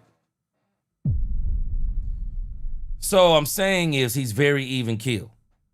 It doesn't mean he's not a passionate guy. He's just an even keel passionate guy to where he's not a guy that shows a lot of passion as in rah, rah, rah. He's not that type of guy. Some people need that type of guy. Some people don't. Dude thought his record was completely independent of the job he was doing. Felt like having the guy who set your house on fire complain at you for not putting it out fast enough, and that it's also not that bad, just needs a fresh coat of paint. Boy, I'm telling you, man, they were basically saying this dude just wasn't, he wasn't fiery enough. I got another article right here, and I thought this was very interesting too, what they were saying about Eberflus in his firing. It was during one of the games, I guess, that he lost. He says, as the players filed into the locker room after the loss, Eberflus began delivering a message that fell on deaf ears. The tone, according to one player, spoke to how players battled and came up short. As Eberflus spoke, an exasperated Jalen Johnson interrupted his head coach and began shouting obscenities out of frustration from the same results playing out over and over and over. Eberflus cut his message short and walked out of the room. There was frustration, Johnson said.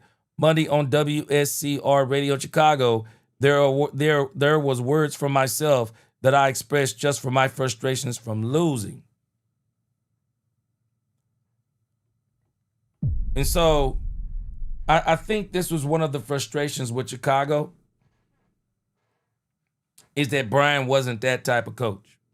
But again, thankfully he has Matt Eberflus. I mean, he has Brian Schottenheimer here. He has Brian Schottenheimer here. So I think that's taking care of some of that, not to mention some of his players. Okay, let's get to the film work here. Let's get to some of this film work. I had pulled up. Let me pull it back up. I just closed it out on accident. I looked at 3 of the touchdowns. I wanted to look at 3 of the touchdowns that happened during this Cowboy game. And they were very interesting, to say the least.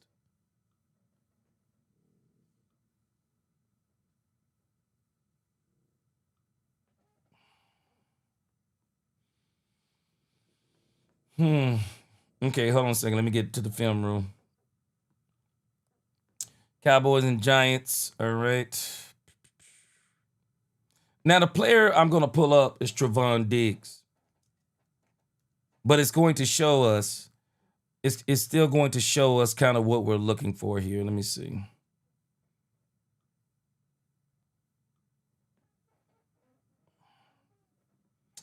All right, so we're going to look at 4 plays. Hopefully we don't get a copyright on this. If not, we do. We'll just have to cut all this out. All right. So I want to look at 4 plays here. And I'm going to show you how I think we are selling the New York Giants a little bit short. The play design that these guys, boys, some of the play design these guys were doing was absolutely crazy. Let me show you how these guys watched film on the Cowboys.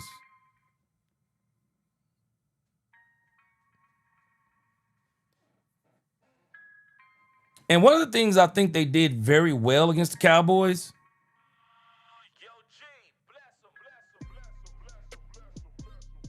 is running this, I think this is the 11 personnel here, the one tight end, the one back. They killed the Cowboys with this formation. Now, let's let the play out first. Then I'm going to show you what they did to the Cowboys. That is absolutely genius. People got to give these guys credit for what they did. Let's let the play run out. Just pay attention.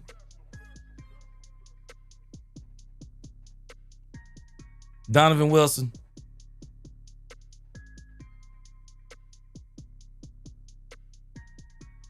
A lot of people put that on Diggs.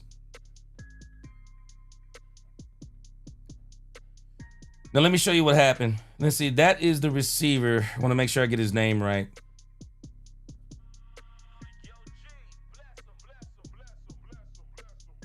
That is Wardell Robinson, I think, on that play right there. If I'm not mistaken, that's Wardell Robinson. Let's go back and look at everything they did on this play to the Cowboys. So, one of the things that they did that was absolutely genius. They bring, now we talked about how do you beat a Vic Fangio defense. Vic Fangio kind of likes to play that kind of hybrid of a cover 2 quarters defense. And Vic Fangio, what he tries to do, Vic Fangio, and I think this is one of the places that we kind of made a mistake. Vic Fangio, one of the things that he does in his defense, on one side, he'll always try to have 4 defenders. And on the other side, he'll always try to have 3 defenders. And the reason why Fangio does that is that Fangio always wants to make sure that he has more defenders on either side of the field than you have guys running out. So one of the things that they did that was very smart is that they're going to bring the tight end over. Watch how they do this. They bring the tight end over.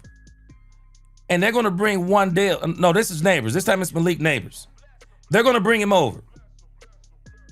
So I want you to pay attention. Look how far Trayvon Diggs is. Trayvon Diggs.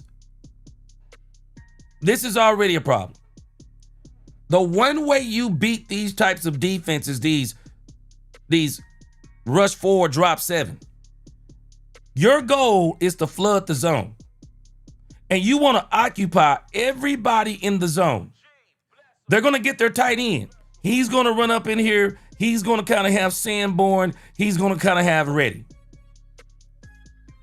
They're going to take their other receivers and they're going to make sure they're going to kind of run them. This side right here, they're going to run them all out of the play.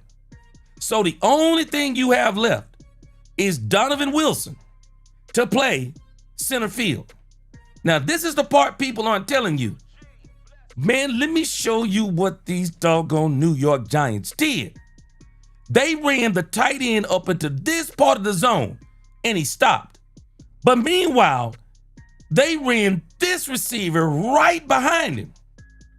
And he, even though Malik Hooker gets over the top of him, the place that they beat the Cowboys on is that all of their receivers took the inside position. Now, y'all remember we talked about this before. The inside of a defensive back is the hardest thing for him to defend because now the wide receiver gets his back to that defender. And the only way that defender is going to be able to defend that pass, he's got to stay in phase.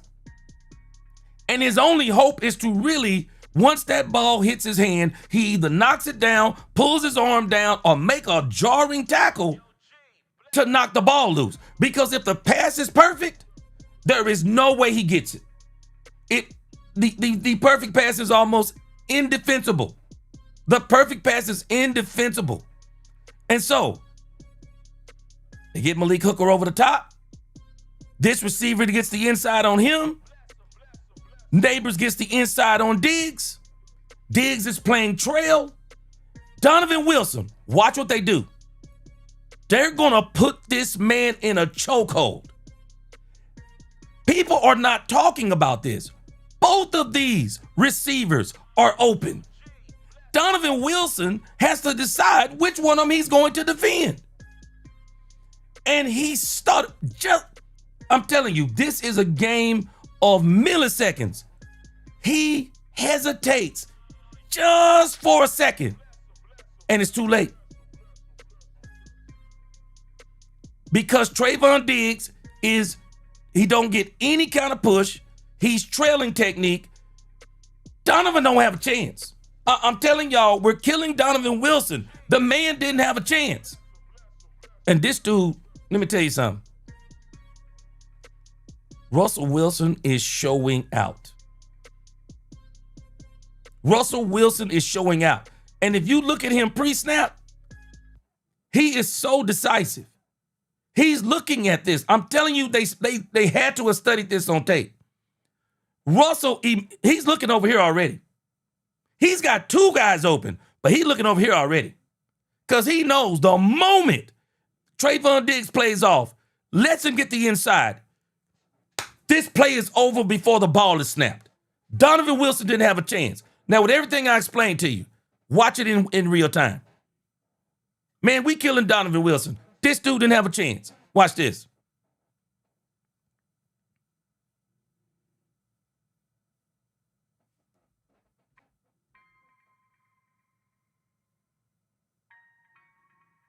Now, notice. Explain to me, why does Diggs come up? Why does Diggs come up and not touch him? Diggs comes up, doesn't touch him, gives him the inside release easily. I know why he's giving it to him, because he said, I got Donovan Wilson.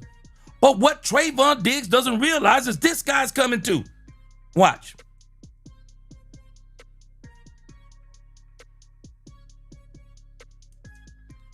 Tell me what is Donovan Wilson going to do? If Donovan Wilson takes this angle, this dude got Malik Hooker beat. I'm telling you, they put Donovan Wilson in a chokehold.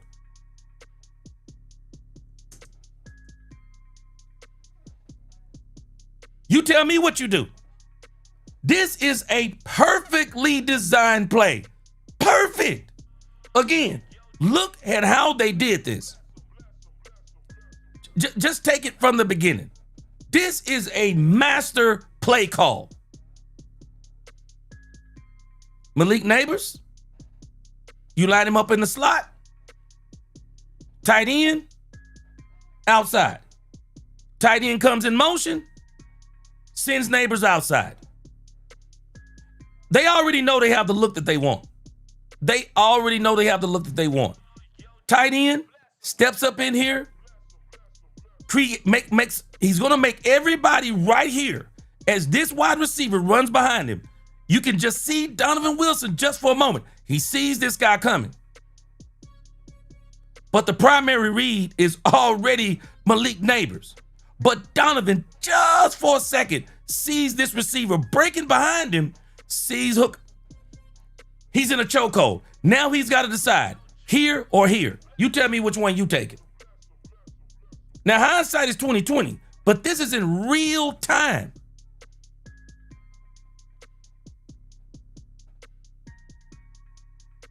Donovan Wilson backs up. He wants to make sure he can kind of cover this, but this is what's going to get him. Watch this.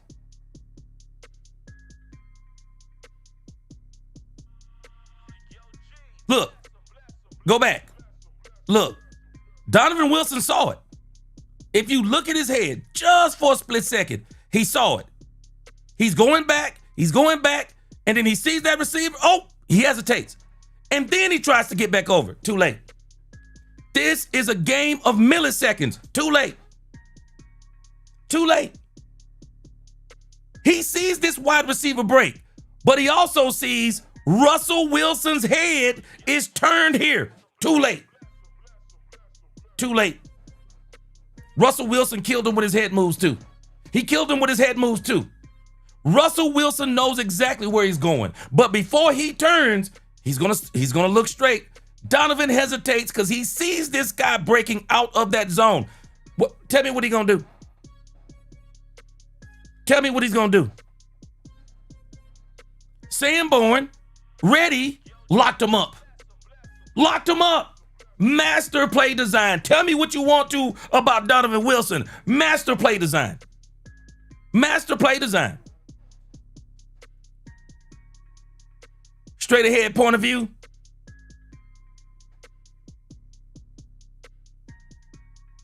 Look back. This dude, Russell Wilson, with the head move. Watch Russell when he backs up. In his drop, he looks right to that wide receiver that's breaking open, and Donovan Wilson hesitates just for a second. Watch what he meant. Watch how he manipulates it. There's Donovan Wilson. He's backing up. Look, manipulation. He's looking over here. Donovan creeps over here. This receiver is here. He had this receiver. He had Wan'Dale Robinson if he wanted him. He could have beat him with Wan'Dale Robinson. But Malik Neighbors gets out of the... Donovan Wilson is basically turned straight ahead. Bro, I don't care who you are. You are not going to turn with Malik Neighbors already full speed. Trevon Diggs has just let him get the inside position. Both receivers got the inside position. I don't care what anyone says. Donovan Wilson ain't winning on either one of these, especially with the head manipulation of one Russell Wilson. It's over by this point. It's over right there. It's over. It's a game of milliseconds. I'm telling us it's a game of milliseconds. It's a game of milliseconds. I don't know what else. I know Donovan Wilson. I want to hear y'all comments after that play. I know people are killing Donovan Wilson. But I'm telling you, that was a master play design. They had that open all day. They had two receivers open. Not one, they had two. Master play call. Master play call, boy. I'm telling you, bravo. I got to give him credit. It was a master play call. It was a master play call. And they knew the Cowboys are doing dumb stuff. How is Trevon Diggs coming in front of the receiver? Doesn't even get his hands extended. Doesn't even get his hands on him. Gets in front of him and directs him inside as if he's directing him towards Donovan. So I got him outside, Donovan got him inside. Well, in actuality, you don't have him outside, Trevon Diggs, because that throw is not going to come outside. And then he's playing as if he's got this blazing speed. He's trailing him. Trail technique. Donovan Wilson not only has to worry about Malik, but this dude, Russell Wilson, looks right over to Wan'Dale Robinson. I mean, he literally looks right at him. He froze him. What is Donovan Wilson supposed to do? Y'all tell me. Y'all tell me what Donovan Wilson is supposed to do. Tell me. If Russell Wilson looks him off and that receiver's open, but meanwhile, Malik Neighbors, this is how you beat these defenses. You flood one side of the zone, you get one guy over, you try to get him in single coverage. They basically got him in single coverage because Russell moved Donovan Wilson with his head because Wan'Dale Robinson is going to be open. But then he sees him, looks over quickly, it's over. I don't care what he does, it's over. It's over. There's nothing Donovan Wilson could do. It's over. He's playing single high safety, basically. He's single high. What is he going to do? All he going to do is choose how he going to get burned. That's all he going to do. Master play calling. Master play calling. They studied the Cowboys and knew doggone well what they were going to do. Let me read that with Frazier. Diggs passed him off to Wilson because Diggs played his zone. Should have never been that deep in. Hooker got to go too. Now, again, Edward Frazier. Diggs passed him off inside. But the mistake that Diggs makes is that Diggs don't get his hands on Malik Neighbors. So you're going to give Malik Neighbors a free run to the inside. You're going to play trail technique outside. Man, you don't even need that because he ain't going outside. Russell Wilson is going in that seam. Now, again, Edward Frazier, you tell me what you going to do. Wan'Dale Robinson, they are so smart. They sent both of them almost in the same part of the field to make Donovan Wilson have to make a mistake of which way he's going to get killed. And let's not take any credit away from Russ. Russ held Donovan Wilson with his eyes.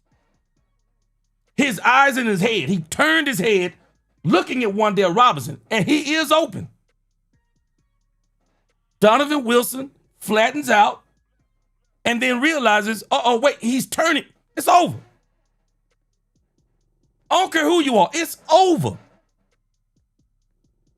We're looking at this in a slower time. This is happening in real time in the game, brothers and sisters. It's over. I'm telling you, I'm not knocking him for this. This is a master play call, man. To send the tight end to hold Sanborn and Reddy, to send Robinson behind him. He's already got Malik Hooker beat. And this ain't even, and to say he's got Malik Hooker beat is not even Malik Hooker's fault because they are pushing him. They're both kind of doing what they're supposed to do. They want to push him inside towards Donovan Wilson. Problem is they don't know about a play design that both of them have taken the inside position and they're running at Wilson. This is master play calling. You tell me, you're Donovan Wilson. Russell Wilson is looking to this receiver. So you telling me that when you see Russ looking here and you see Robinson running, you telling me you're going to say, you ain't going to fool me. I'm running the neighbors. Come on, man. Come on, brothers and sisters. We got to be honest with ourselves. We got to stop saying it's all about us not doing something. Can we talk about what the Giants did? Master play calling. Master play calling is what it was. They studied the tape on the boys and they got them. Bottom line, this is on Flus as well as the players. If we're going to blame the players, we got to blame Flus. This is master play calling. Y'all tell me, some of y'all who know more about football than I do. Tell me, what do you do when the tight end runs in this part of the zone, ties up the nickel and the linebacker, a speedy wide receiver shoots out behind him, gets the inside position on the safety. Meanwhile, you got a safety in the middle. The wide receiver's running here. The quarterback is looking at this wide receiver. Meanwhile, you singled up on Trayvon Diggs. Trayvon Diggs pushes him to the inside. He takes it. He obliges him and takes it. Full blast out of there. Donovan is already froze on the head thing, and then you want Donovan to get back up here. You tell me anything you want to. Master play design. Master play design. I don't know. Maybe y'all can tell me. How do you defend it? The only way you're going to defend this is at the line of scrimmage. Trayvon Diggs has got to get this man off his mark and get him at least to delay. Let me tell you what the Philadelphia Eagles does better than almost everybody in the league. Vic Fangio, one of the things he makes sure he does with his defensive backs, when they line up on the line, they get their hands on you. If you try to get a pick play on the Eagles, it's delayed. They did it to the Cowboys. When you try to get a pick play on them, they'll still get their hands on that receiver, trying to get that pick play. They get their hands on the receivers because to get their hands on the receivers, it is a game of inches and it's a game of milliseconds. And if you can get a receiver off the mark, even by half a second, you just delayed that play. And the quarterback's got to sit back there just a little bit longer to try to let those routes develop. I'm telling you, tell me what you want to. This play was masterful. Look at it again. I don't know how Donovan Wilson stops it.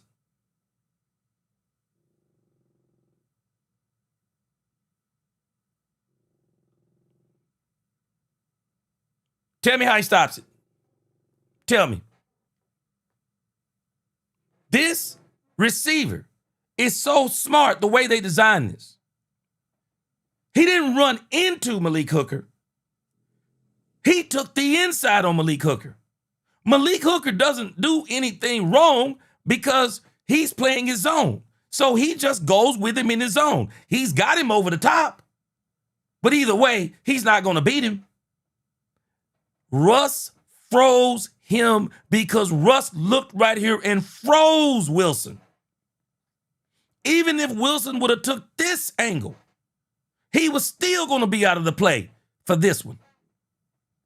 The only way Donovan Wilson stops this play is that Donovan Wilson would have immediately bailed by knowing some kind of film work that this is where they're going, and he just would have said, no, I'm running back here, and I'm going to beat him to the spot. You can't, I'm telling you, it's hard to beat the perfect throw. Ain't no way. Donovan Wilson didn't have no chance. He had no chance. Watch Russell Wilson again. Total manipulation. Boom. Total. They got worked on that play. They got worked on that play, y'all. I'm just telling you straight up. They got worked. Okay, let's watch this next play. Let me see if I can remember what this one is. I was looking at these last night. Okay. This is the play I want y'all to see too. Okay.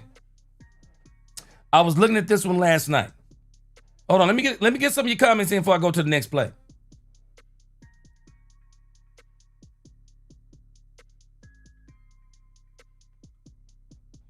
Ron Hanna. Exactly. That's the first thing Diggs did wrong. If you're gonna go up, if you're gonna come up, he should have jammed Neighbors. Exactly. Exactly. If you're gonna come up, you jam Neighbors. If you're gonna give him inside position, then give him inside position. But you need to jam him at the line. Help your safety out, man. Help him out. Mr. Price said Dono can't play that. That's why in the box he needs to be. He mostly is. I think he got 5.5 sacks last year. Newhouse fam said they better not allow Pinky Williams to clown our defense.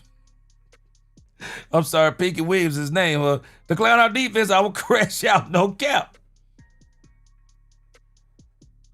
Quasi Blake, he said Hooker on Wandale or Diggs on, he said Hooker on Wandale or Diggs on Neighbors. You would think your cover corner had this man. That was Diggs' fault. Quasi, where I fault Diggs is not getting a jam. Man, you got to get a jam if you're going to come up. Get your hands on this man if you're going to come up. Please. Get your hands on him. But don't just sit up and just let the man run right past you and then expect your safety when he's already looking at Wandale Robinson breaking free out of that zone behind the tight end, which is a masterful play, which is exactly how you beat those rush 4, drop 7. You flood those zones. Let guys come in behind guys breaking wide open. Great play design. I don't care what they say, it's great play design. Cause that they've been playing since 6 years old. Like Emerson Wall said, in recovery wide receivers, you run with the player. Don't back up and try to turn. Too late to run. Exactly right. It's too late. It's too late. It's too late. Angie said, she laughed. She said, I'm dead. She laughed. Tell you, Angie, it was over. It was over. Ain't nothing the boys could do. Shoot, the Saturday fight, he said, single high safe is a horrible defense outside of the red zone. Terrible. Terrible, as they say. Shoot, Angie. Angie said, Angie said, choose how you gonna get burned is diabolical. Angie, that's all he could do. Man, these dudes were laughing. I'm telling you, they were laughing. When they saw Donovan Wilson on single high safety, boy, I bet you Russell Wilson in his mind said, it don't get no better than this. I bet you as this player's unfolded, Russell Wilson is saying in his mind, they're really gonna let Malik Neighbors just run out, just run with no challenge at the line of scrimmage? Really? Shoot, I bet you Russell Wilson couldn't wait to turn his head. Russell Wilson didn't even, Russell Wilson didn't even care what was going on. He threw that ball to a spot because he knew Neighbors was going to make it. He knew it. Diggs put himself in position to make a play to the outside. Diggs was right. Dono should have been looking at Russell's, shouldn't have been looking at Russell's eyes at all. Well, thank God that Bam Bam, what is he supposed to be looking at? Cause Bam Bam, I'm telling you, if he runs over there to Malik Neighbors, Hooker is beat. Because Hooker's has let Wandale Robinson get the inside. Man, I'm telling you, it was a great play design.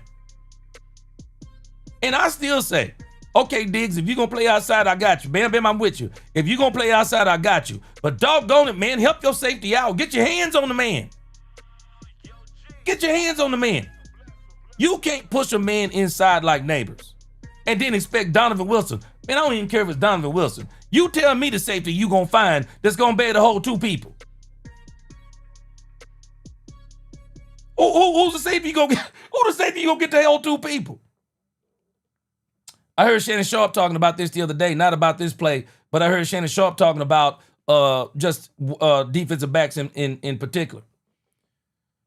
And one of the things that Shannon Sharp said is that you never want to let a receiver get the inside position on you. Shannon Sharp said once a receiver gets the inside position on you, it's over. I agree, it's over, because how do you defend a wide receiver when he's got his back towards you? Because if the pass is perfect, there ain't nothing you can do but break it up. That's all you can do. And I'm telling you right now, if this is what Dieball did, shoo. Boy, Ben Johnson looking at this tape. Ben Johnson looking at this tape right now. I know he's smarter than me. Shoot, Ben Johnson looking at this tape right now with saliva coming out of the side of his mouth. This dude is salivating right now. Cowboys gonna have to start sending somebody. Cowboys gonna have to start sending somebody. You can't let plays like this develop. Now, you can't let them develop on your defense. Okay, this is the next one. Same problem. Same problem. Now, I want you to notice, this is where I was confused. They said there's no communication. Is there no communication, or is it not the right communication? You're going to watch. This is Malik Hooker, I believe. He's going to communicate here. He going to come here. He going to communicate here. Diggs going to communicate here. Reddy's going to come over. I think he's even communicating. I'm not understanding where the lack of communication is they're talking about. And then the Cowboys does something else that I think is crazy. So the Cowboys gonna try to play a little whoop-de-doo, I guess. They're gonna try to disguise the coverage. Cowboys gonna bring up 8 guys to the line. 9 guys to the line, basically. They're gonna bring them all up. And what they're gonna do is they're gonna have them all bail out, of course. They're gonna kind of bail out in coverage. And once again, you are about to see master play calling. You can call this communication all you want to. No, this is master play calling. Total manipulation. Watch it unfold in real time, then we're going to come back. Watch this. Communication. Communication. Communication. They all back. Nothing you can do. Now, let me show you the genius. If Dieball noticed that, remember how I told you beat these rush 4, drop 7? You flood one side of the zone. You flood one side of the zone. So you want to make sure, if you can, you want to get somebody here. You want to get somebody here. So then hopefully these 3 defensive backs, you can freeze them just enough up in here to where somebody is going to run free. Meanwhile, you got Donovan Wilson up in this thing in single high safety. And of course, with Kyrie Elam, you ain't worried about him. You already got him out of the play. You ain't even worried about him. Let me show you what they did that was genius. They're going to take this doggone tight end, send him in motion. He's going to run up. He's going to run out.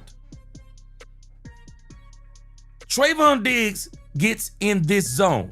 But I'm going to tell you what I believe about here on Trayvon Diggs. Obviously, Trayvon Diggs not only has this part of the zone, it's his responsibility to have this part of the zone. Hooker, I guess, is in this part of the zone. Reddy is in this part of the zone, or either vice versa. But what they did is genius, because Diggs is going to stall when he sees the tight end just for a second, break that right out. Trayvon Diggs, millisecond, stalls. I think it's Wan'Dale Robinson. Runs right past him. Meanwhile, you got Donovan Wilson playing center field on this, and Donovan Wilson, he don't even have a clue that Neighbors is about to bust out of here. And again, uncontested off the, Wan'Dale Robinson, uncontested off the line of scrimmage. I don't care who your safety is, unless you telling me he immediately starts running back here. He burned. He burned, period.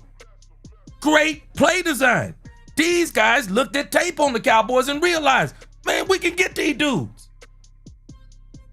We can get these dudes. Watch the play again. Tight end in motion, goes outside, right here, oh, breaks it. Go back and look at how lackadaisical Trayvon Diggs is on this play. It's a millisecond game. When the tight end gets up in here, is Diggs even looking? I don't know. But Diggs sees Malik Neighbors. He should have been done got on his horse. Whose responsibility back here in this part of the zone with Donovan Wilson? Diggs should have been on his horse. This dude, look.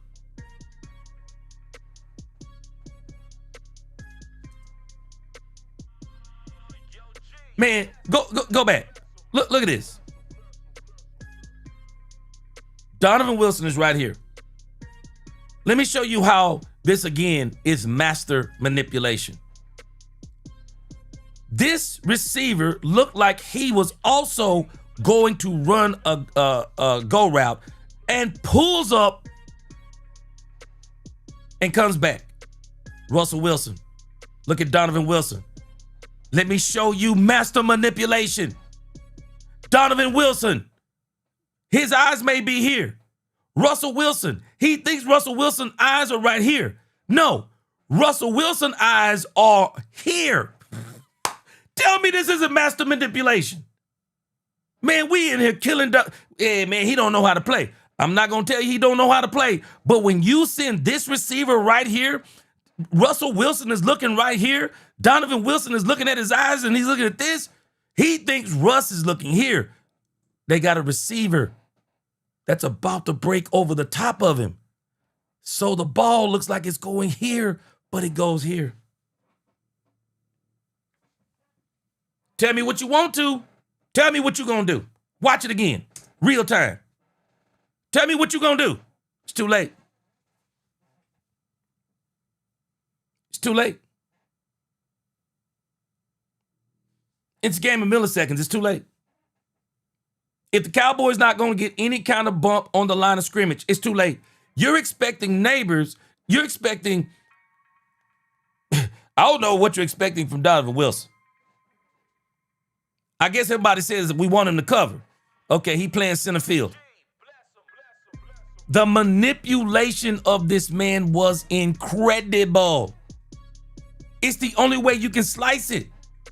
How do you design a play to where the receiver pulls up here, Russell is looking in the same direction, but he's actually not looking at that receiver. He's looking at this receiver. Tell me what you want to. Master manipulation. Man, we got to be looking at what's going on these plays. We just looking at our own players like, yeah, man, he trash. Well, you can tell me you trash all you want to. You tell me what you going to do in this situation. Tell me what you do. It is master manipulation on every single level. Every single level. It's master manipulation. This is it from the Cowboys' point of view. Look at Russ. Look at Russ.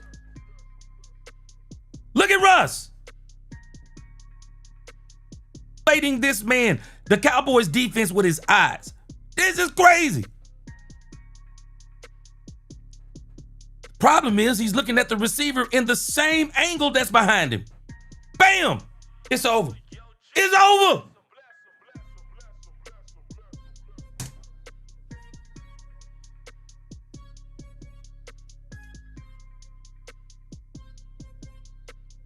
Y'all gotta help me. Maybe I'm crazy. So y'all gotta help me. That is master manipulation. My question is, how is Matt Eberflus going to adjust?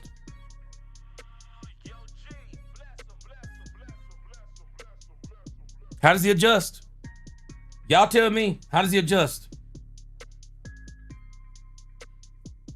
It's just great play calling. It's great play calling, guys. I'm not saying that Donovan Wilson wasn't at fault. I'm not telling you that Trayvon Diggs wasn't at fault. But I'm going to tell you this. The Giants went a long way towards helping them to be at fault. Russell Wilson was killing those people, killing the Cowboys with his eyes. They were killing them with the position of the receivers. They were killing them with the routes. Again, you look at these routes. I mean, you look at what the Cowboys are doing. This stuff is crazy to me. Bro, this is crazy to me.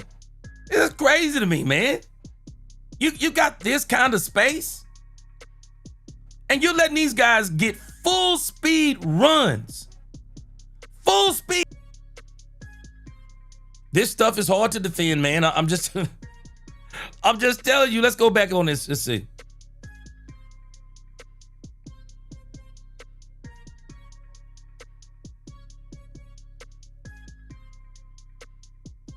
This right here is really just Russell Wilson just showing out. I don't know, to be honest with you. See up here at the top of the route, it's almost like there was a slight stutter and a bump of some sort, to where he got the defensive back to just either hesitate, knocked him off his mark, and then steps up and get the ball.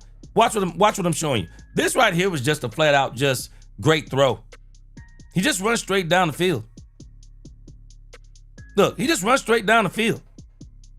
Got good position. Now, I do say this. I did notice this when I was watching this one, and this is probably where that little hesitation came from. I didn't understand why Donovan Wilson on this one. This one right here is probably on Donovan. Donovan's in great position. Donovan seems to flatten out rather than continuing to kind of run up. And I think if he kind of continues to run up, he might have an interception right here. Elam, I don't know why people are beating up Elam. You can't get better coverage than this, man. Donovan Wilson, this is Donovan Wilson's fault. Straight up. Let's go back. Donovan Wilson flattens out right here, and this is where the little delay comes from, and then he kind of gets in front of him.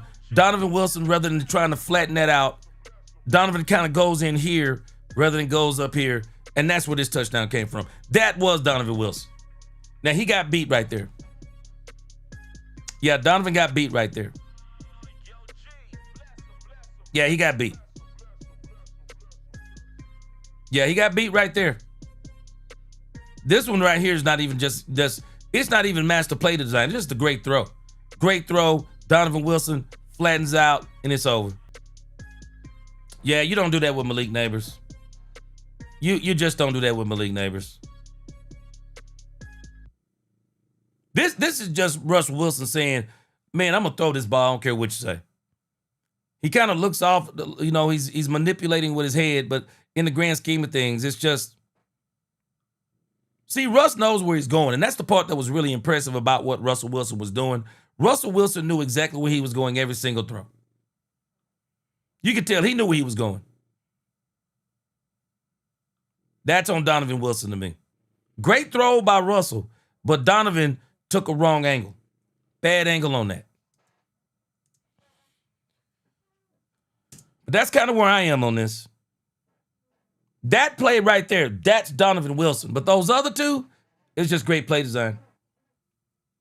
It's just great play design. I don't know what else you can do about great play design. So that's why, again, I'm just wondering, okay, what is Matt Eberflus going to do? What is Matt Eberflus going to do to change that?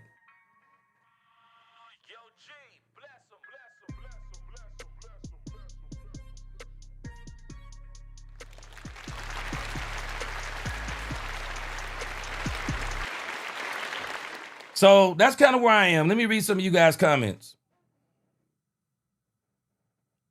Yeah, Donovan Wilson got cooked on the last play, but those other two, shoot, they beat that man. It was master manipulation. Crazy to try to have this dude on single high safety too. Absolutely crazy. Star Guardian there said, dang, and now we have more in Rome to worry about. Well, I can tell you how to remedy some of this, Star Guardian. I can tell you how to remedy some of this. Send somebody to blitz. Send somebody to blitz. Make sure they understand that you will blitz. Big Rombowski said it best. You don't have to blitz every play. Just let them understand that there is a possibility that you will blitz. Angie said in the lack of adjustments, and Angie, you hitting it on the head. Lack of adjustments and lacking discipline and physicality. So both of what you're saying go together. So if I know allowing Wandale Robinson and Malik Neighbors clean runs off the line of scrimmage is hurting me because we don't have the speed. Excuse me. We don't have the speed back there. Well, my first inclination is, hey, you know what? Maybe we should bump them on the line of scrimmage.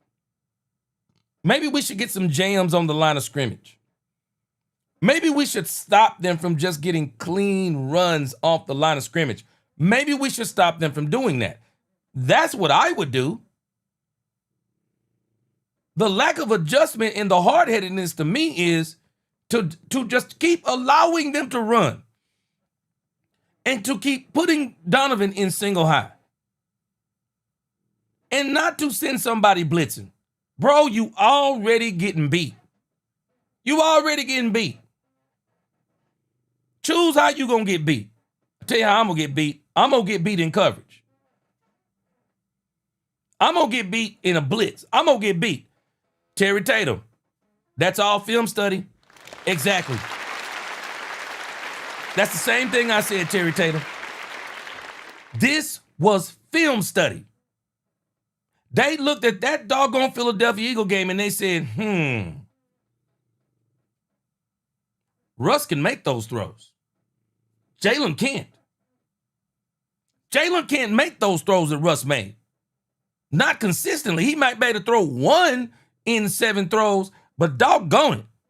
7 throws? Man, Nah, Russ was cooking. Russ was cooking.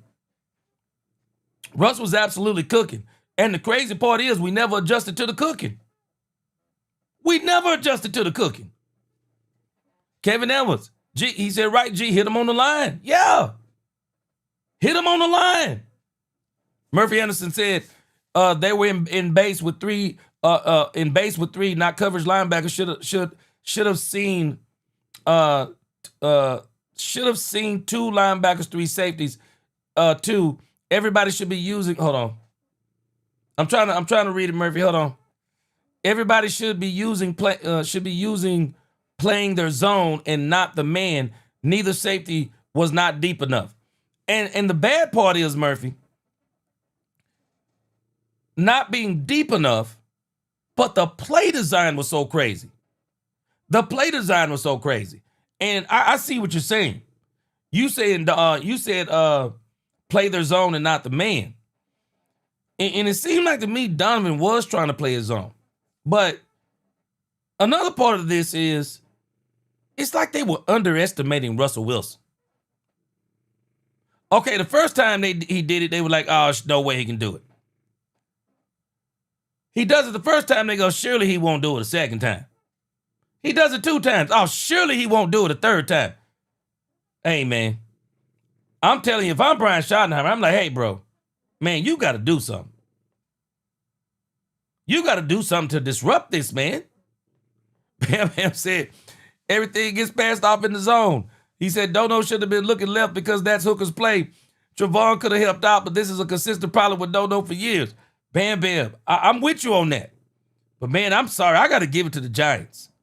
Boy, that was master play calling, man. Bro, they did us, man. They did us on those plays. Boy, now that last play was just flat out getting burned. But those other 2 plays, man, that first play is diabolical to me. Man, they put this man in a chokehold.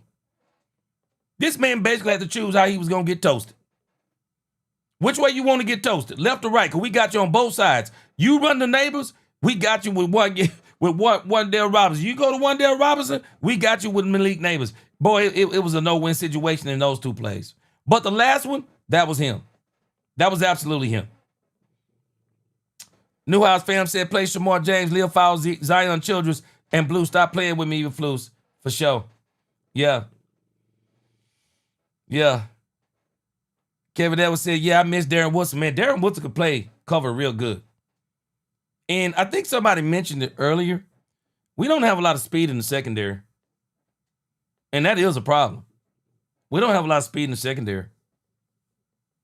We are definitely missing speed in the secondary. Because they can't recover.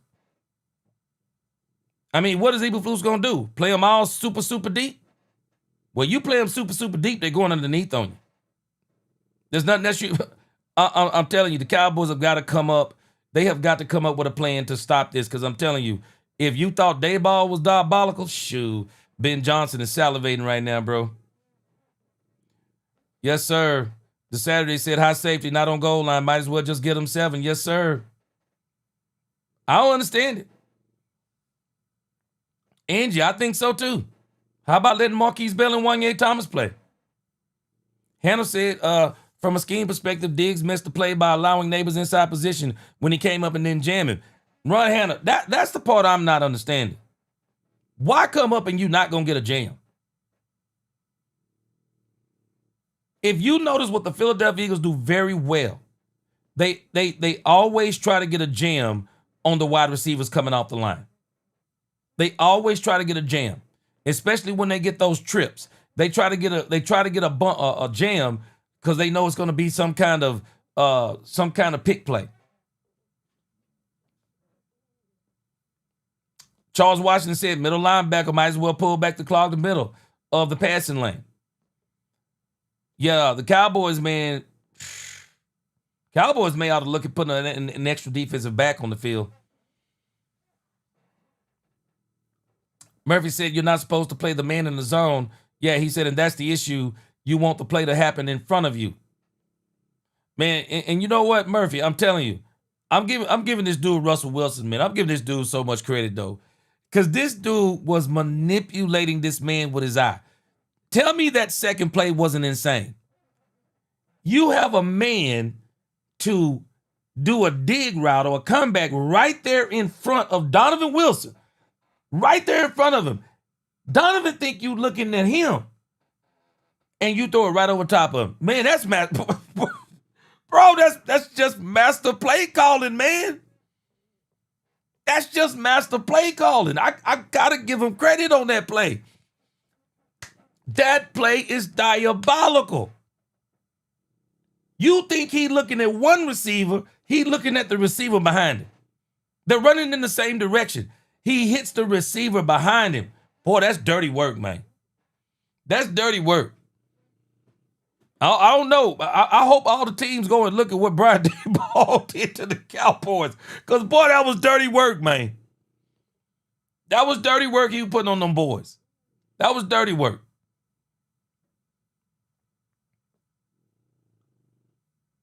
Dang Lim said, I just think the Cowboys need to dominate the Bears and get this game won.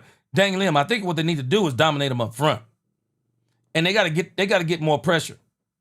Get more pressure, spy out Caleb Williams. Because if you don't spy Caleb Williams and get some pressure on him, he gonna do you worse.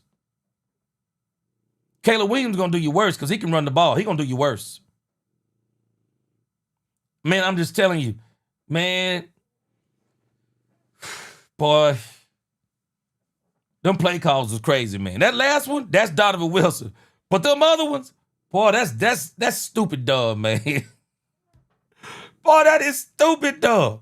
To put a wide receiver to turn right in front of this dude, and you're looking at him thinking you're going to get a jump, or maybe that's where the ball is going, not realizing he's got another receiver running at the same angle. Diabolical, man. Diabolical. Davion Wallace said you got to play tendencies based off scouting. Diggs had his part too. But hey, they know, don't know, can be easily fooled. Davion Wallace, they manipulated this man. They manipulated this man, bro. Yeah. Angie said Russ licked his chop too. Licked his chops too. Reality Cowboys said Russ looked good because we were so bad on Sunday. Man, master play calling. Master play calling. If it wasn't master play calling, it definitely looked like master play calling against us. But again, the way you stopped. boy. Robert Dudley, he said, hey, man, Neighbors has Bobby Hayes and Willie Goss speed. Robert Dudley. It's like the Cowboys it was just like they were like not taking these dudes serious. And maybe that could be a part of it. Maybe they just didn't take them serious enough. And a lot of this is happening in the second quarter. The Giants made great adjustments. Y'all got me rolling talking about them ligament boys. They just said them ligament guys, and then Newhouse Fab said we like our ligament guys. Boy. Big Rombowski said the NFL Players Association don't allow any hard hitting during the week anymore. I feel that's partly why we're seeing so many lengthy injuries now. Modern day AstroTurf. Oh boy, that turf is a monster, man. My son broke his collarbone on it. We had a game. We were used to playing on grass. We went to might have been the playoffs. It was the game before the playoffs. Matter of fact, it was the game before the playoffs. My son's team wound up going to the playoffs. They had 3 players broke their collarbone in the same game. That turf is rough. Same game, bro.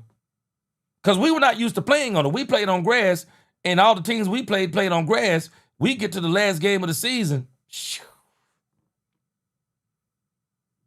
3 collarbones broke in the same game just from falling on the ground. Yeah. Eddie said, Eddie said Ben Johnson doing that Birdman head rub. Shoot. Man. Bam, he said, G, you spot on. Great play call, great pass. But on this play, his hooker gets beat deep. Yeah, I thought that was Dono that got beat on that other one, the last one. Hooker gets beat deep. That's his fault alone, but that's not Dono's play to make. Yeah, it was tough, man. Yeah, Carl Alder said Ben Johnson is spitting his food out laughing. Newhouse Fam said we need players with no ACL or MCL injuries is the problem. Yeah, man. And again, I just don't think I don't think Trayvon Diggs is all the way back. I think they ramped him up a little too much. We'll see what happens this week, but I think they ramped him up a little too much. I do. I think they ramped him up a little too much. I think one thing we might need to... Now, again, I think this game is different with Deron Bland in the game. I think the game is different with Deron Bland in the game. I think he's a little bit stickier. I think he's a little bit stickier when it comes to when a man comes in his zone. I think Elam on that last play, he was pretty sticky too. But I think that was Dono, right? He took a bad angle, bro. He should have never flattened out. Took a bad angle. Got ran right past by Malik Neighbors. Tony Jones, exactly what I'm getting at. Tony Jones says sometimes you have to accept that you got out-coached. Yep. Make the corrections. Let's go get it. Plus Flus adjustments take too long for me. I don't understand why he waits so long. This last game, he waited to the fourth quarter. First game, he waited to the third quarter. Brian's got to get him in there quicker. Brian's got to get him in there quicker. Yep, no Gilmore yet. Daniel M., I'm with you. Stop playing zone coverage so much. Yeah, stop playing zone coverage. It is time to let these guys start playing. It's time to start letting some of these guys play some man. You don't have to let them. You don't have to let them even play it 40%. Let them play it 20% of the time. Go to 80% zone or whatever you want to do. Man, you gotta let these guys start playing. Boy, y'all gotta be rolling. Rebel little toothpick legs. I'm scared for him to play. He's supposed to have some skill. We'll see. Ron Hanna said, "Man, who is the blue hell plays single high inside?" Oh, he said, "Who in the hell plays single high inside the red zone?" This play had me cursing up a storm when it happened in real time. Man. Call Alder. Savon Revel Jr. will be first week in October. He had to sit out 4 games. They said he's pretty much ready to go from what I heard today. Savon Revel Jr. is going to be in October. Yeah, I'm telling you, man. Derek G said, G, Dig should know better. Man, you got to get your hand on him sometime. Bam said, G, don't know eyes have to be on the tackle. As soon as he shows a pass block, his eyes should flip to the inside receiver. And once that receiver settles down on a short route, his eyes has to go to Diggs. Shoot. But I'm telling you, don't know eyes ain't working that good. Don't know eyes ain't working that good, bro. They killed this man. They killed him. Angie, he had to choose which way he was going to get burned. They killed this man. But again, Matt Eberflus, go back and look at this tape because Ben Johnson looked at it. I know Ben breaking this thing down better than me. Shoot. Uber D said the man always lost. Well, Poopy D, where I'm confused. Now, I'm not confused. He's a captain. Now, to me, you can always tell what they're going to do based on how they're talking. Matt Eberflus said he can play up and he can play back. That was him telling us to shut up. That was Matt Eberflus telling us to shut up. Donovan Wilson is still going to play safety. That's what he's telling us. He can play back, he can play up, and he can play back. Yeah, he was telling us to shut up. He's a captain. He got a C on his chest. Y'all already know. You get that C on your chest, you gonna sit a captain down? I doubt it. I seriously doubt they're gonna sit a captain down. All right, guys. All right. We coming back tonight. Cowboys after dark at midnight. After the game tonight. Y'all get your coffee ready. We're going to finish up some of these subject matters. We're going to get the Brad Briggs talking about Chicago. Bears injury report. We'll talk about that. Bears defense. And then tomorrow we're going to start on our offense. Friday. Then Saturday we'll come back and recap both. And then Sunday at 3 o'clock, it'll be that time. Back on that field. I'm very excited to see the Cowboys go on that field. I believe they're going to beat the brakes. I do believe the Cowboys are going to beat the brakes off the Chicago Bears. Nisi said, we all know Dodo makes a great play every 2 to 3. Yeah. Now, on them other 2 plays, Angie, Nisi, he didn't get beat. But on that last play, he got beat. But I don't understand why they're not utilizing Marquise Bell and Wanye Thomas. But I know the Cowboys, I'm sure they don't want to hurt Donovan Wilson's feelings. Because if you start rotating, that means he's not doing a good enough job. And sometimes I think the Cowboys want to be right. I think they want to be right. Donovan Wilson is a captain. They want to be right. And Nisi, it's just like you said. He gets toasted the whole game. What happens the last part of the game? Makes an interception. All is well. Interception helps them win the game. They ain't worried about it no more. All right, guys. I'm gonna let you get out of here. Let's go check out this football game. Then we'll be back for Cowboys After Dark tonight. Until the next time, DC4L, God bless. When we talk Cowboys. Till next time.